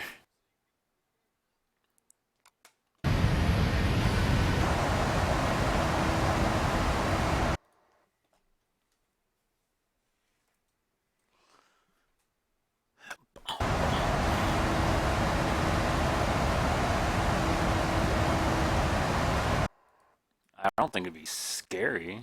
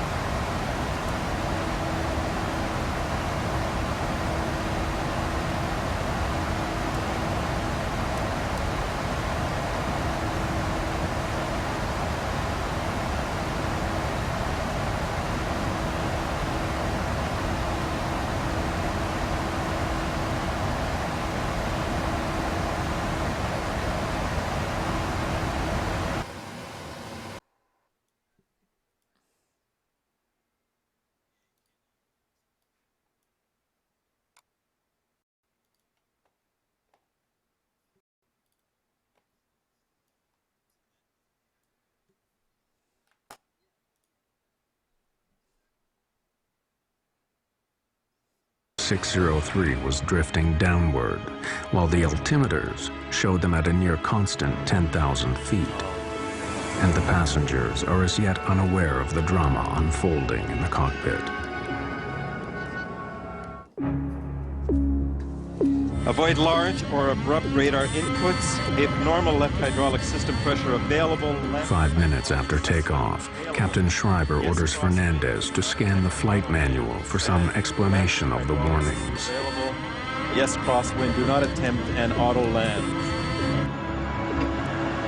In Lima, the air traffic controller continues to guide Aero Peru 603 back to the ground. Aero Peru 603, we are observing you now at level 9,200. What is your heading now? We're heading level 205. Affirmative. You are turning slowly to the right, correct? No, we are maintaining course to stay away from the coast. With incorrect altitude information being transmitted from the aircraft to the tower, they do not know that the plane is descending. Your distance is 30 miles. Do you want a heading to proceed to the localizer, correct? Correct. We're going to suggest course north 360. 360. We have problems here reading the instruments. You're going to have to help me with altitudes and airspeeds If it is possible. Okay, received. Let's go. The approach is set. The 757's computers send critical warnings, information that the pilots are trained to obey, but cannot trust.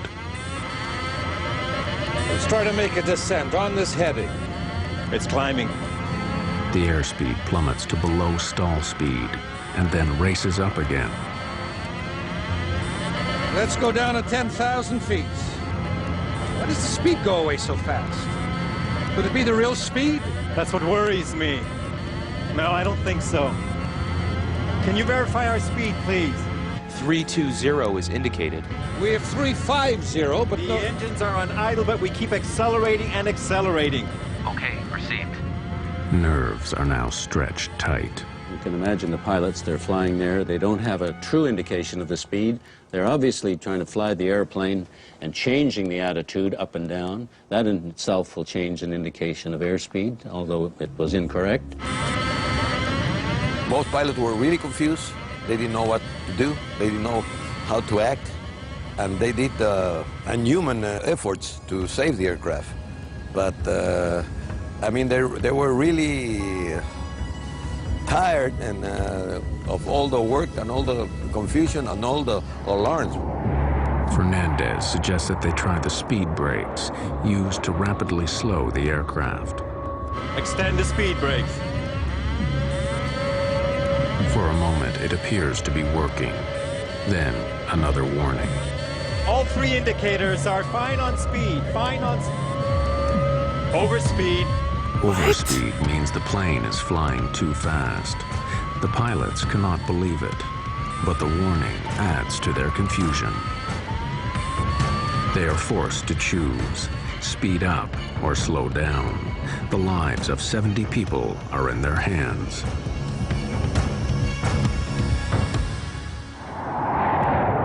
"15 minutes have passed since takeoff. Then the computerized brain of Aero Peru Flight 603 sends another burst of contradictory warnings. Rudder ratio. Can't be, nothing's disconnecting.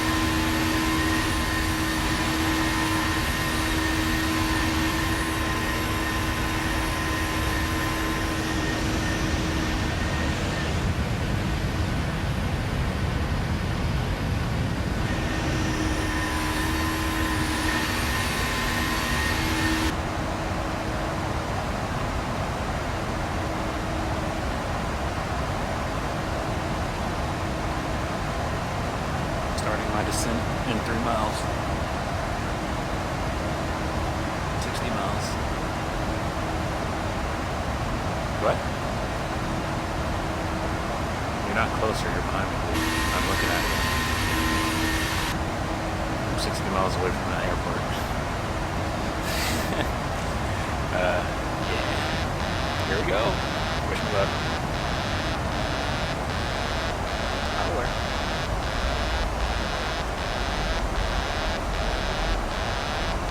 Oh, yes.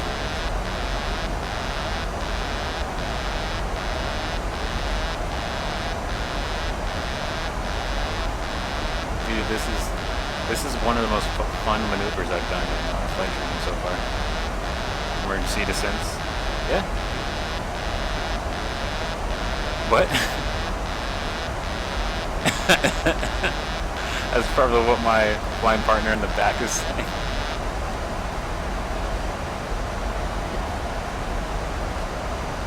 No, the last time we were in the plane, my flight partner got to do this, and we went 0G for a good second or two. Yeah, I was not ready for that. In a commercial Beechcraft.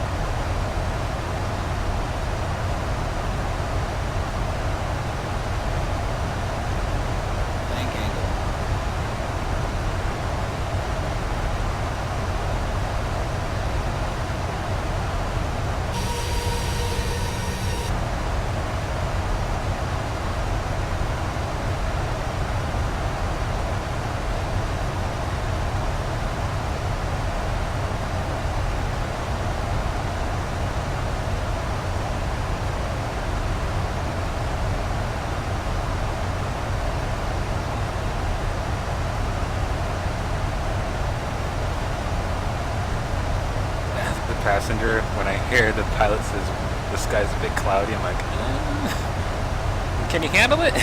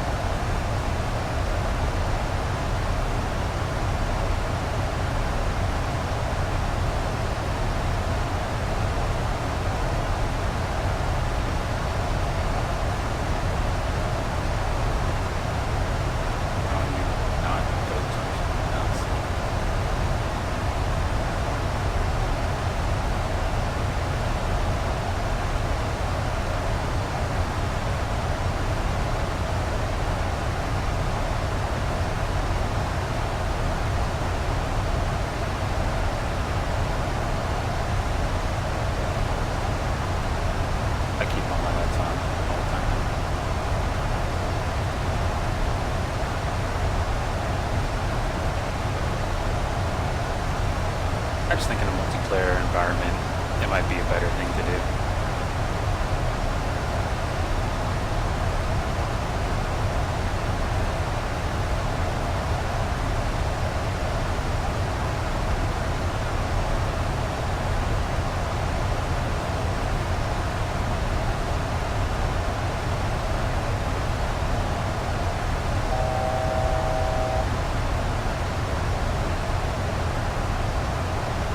Oh, hi guys.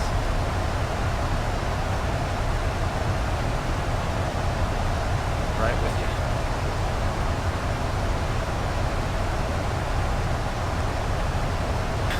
I'm still going 300. I know what I'm doing. Correction. I know what I'm trying to do.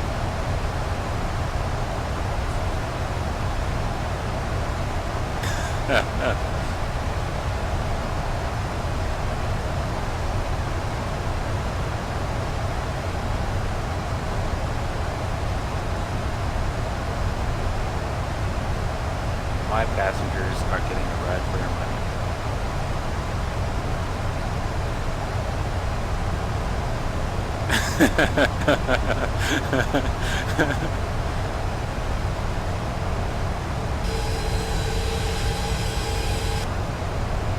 Look, I'm on the same exact profile as Shadow right here.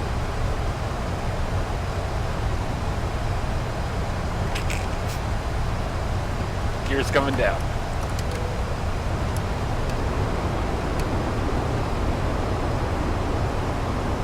You're coming down.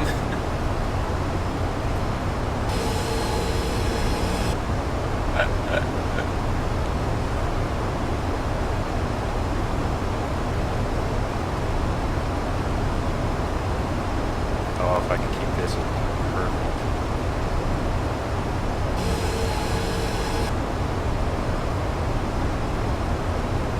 You have eyes on me, right, Shadow? Okay, just making sure.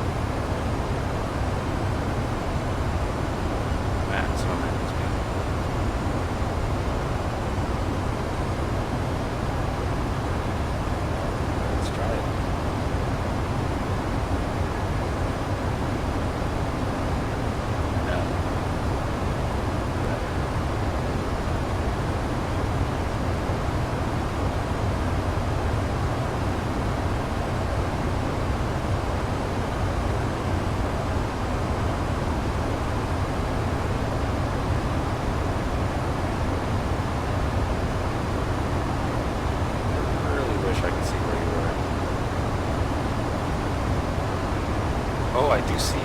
Holy cow. Nice, Nick.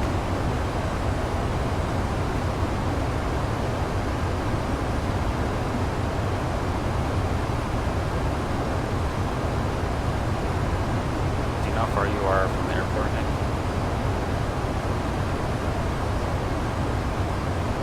Alright, I'm 19 miles, about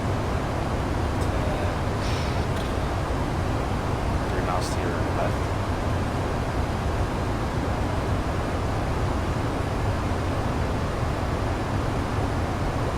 If there's 2 runways, I'll land on the left one.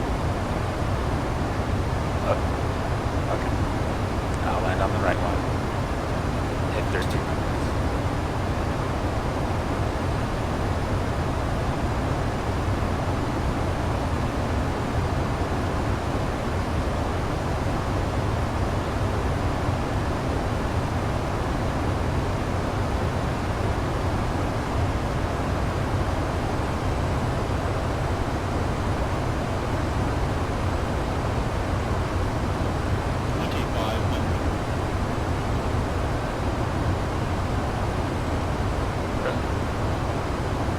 I'm 2.5 and I can see the ground. Through mist.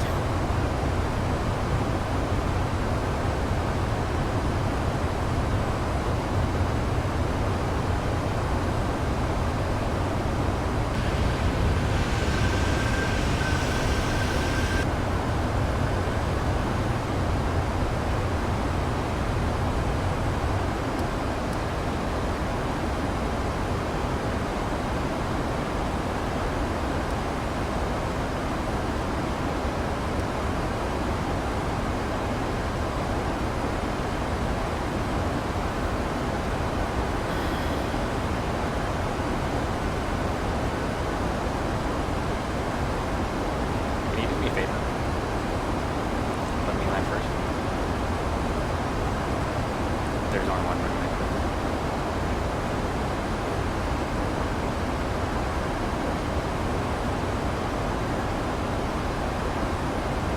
Oh, you're in the clouds. Okay. Yeah. All right. Yeah. Just. How high are you? Okay.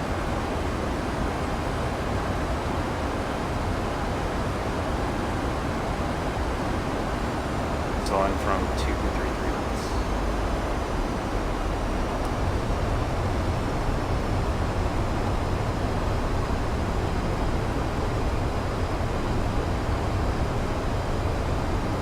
Oh, you're right. It is getting worse.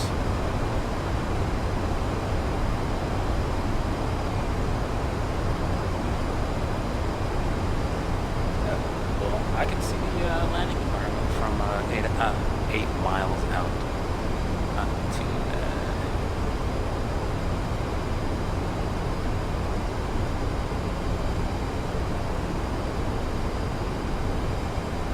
As long as you see the lights, you'll be good.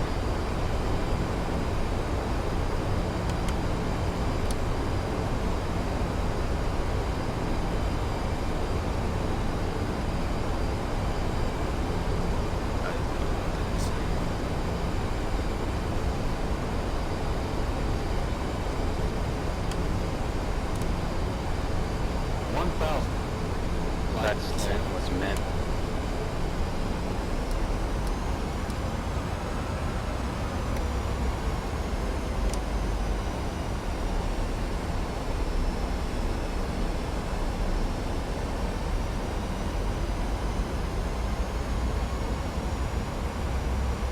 What's the course? 124. Whoops.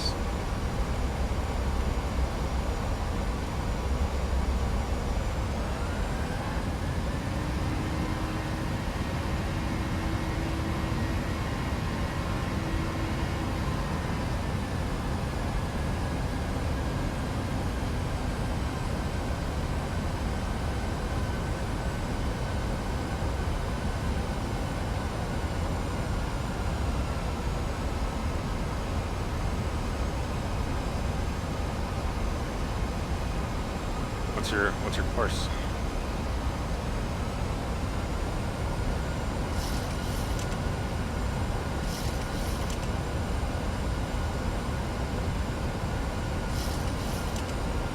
Okay, watch out for that final bit of the islands. Never mind. I don't know what I'm doing. 500.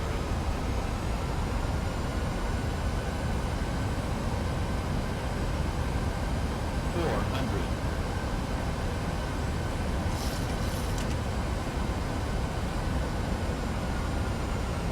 300.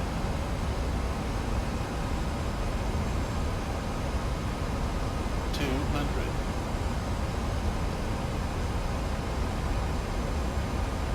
100.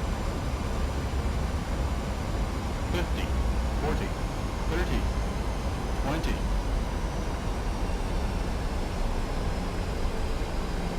10.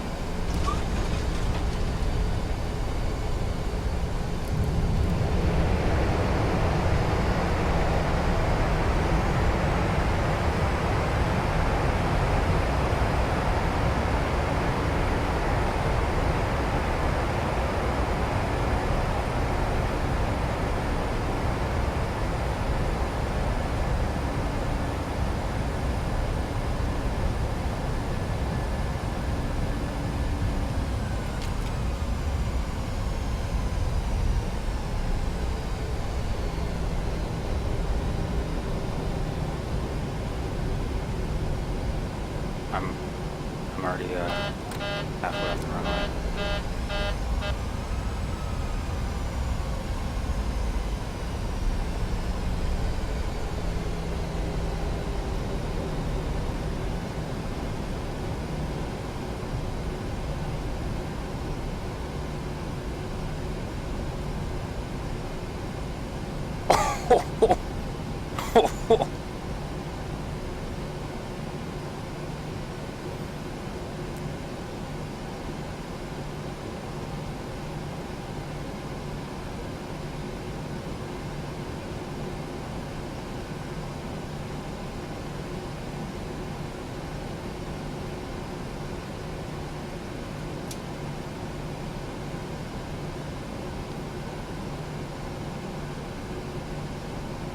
Watching Shadow coming in right now real quick.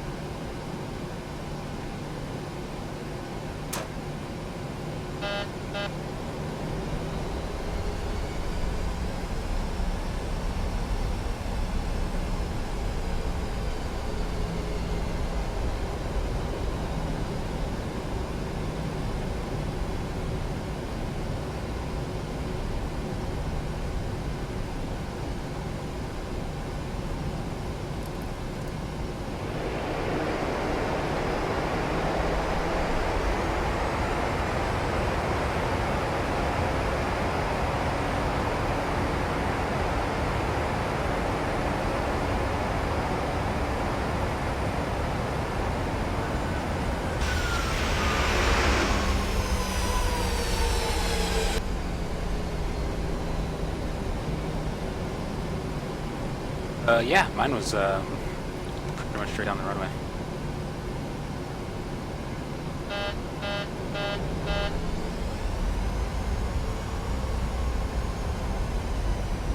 You say yours was off. How was it off?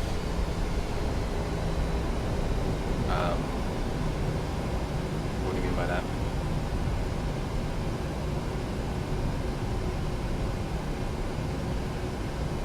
Okay.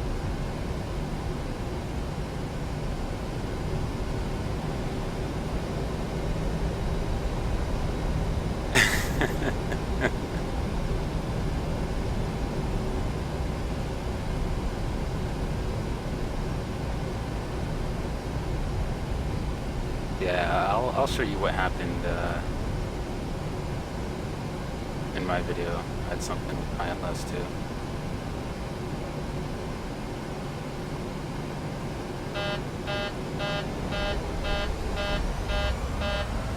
Why would we have both autopilots on? Not that I know of. Why would you have, I don't know. That's like two people trying to drive the same car.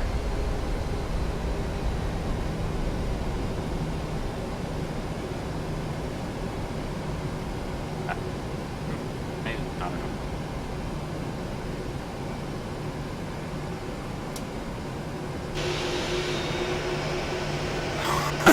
No.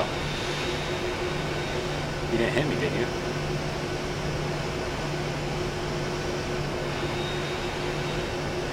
So bad. So bad. So bad. Hey, Shadow, want to take go straight and take that second yellow line to your right?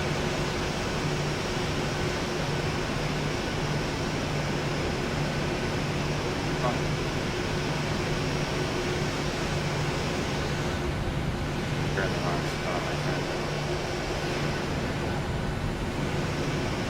Yep. Sweet.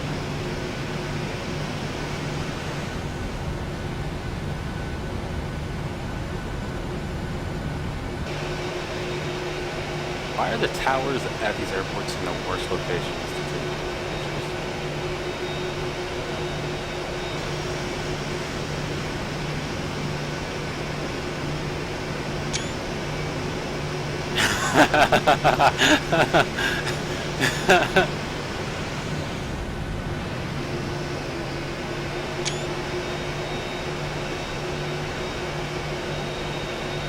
Nice, Shadow.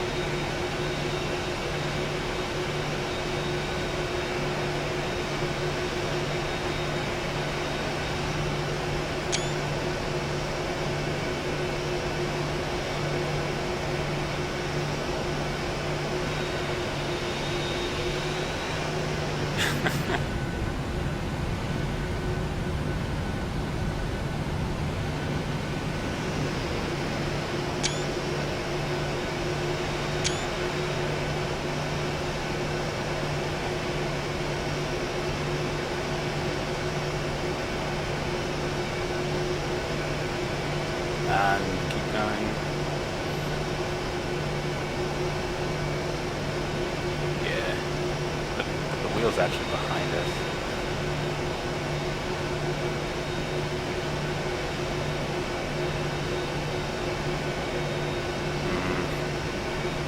Stop.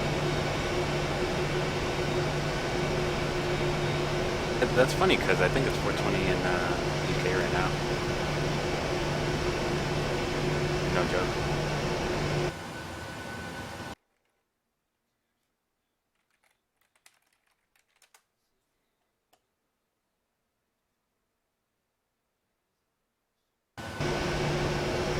Yeah, yours is.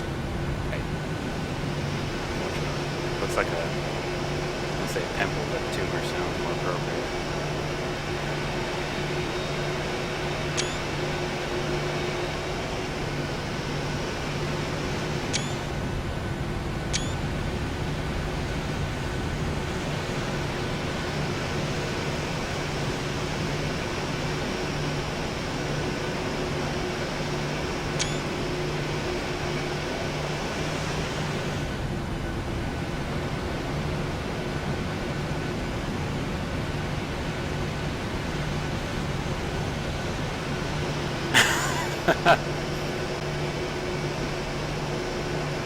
You too. I'll see you guys in a bit. Oh, make sure to get your tracks in for your flight.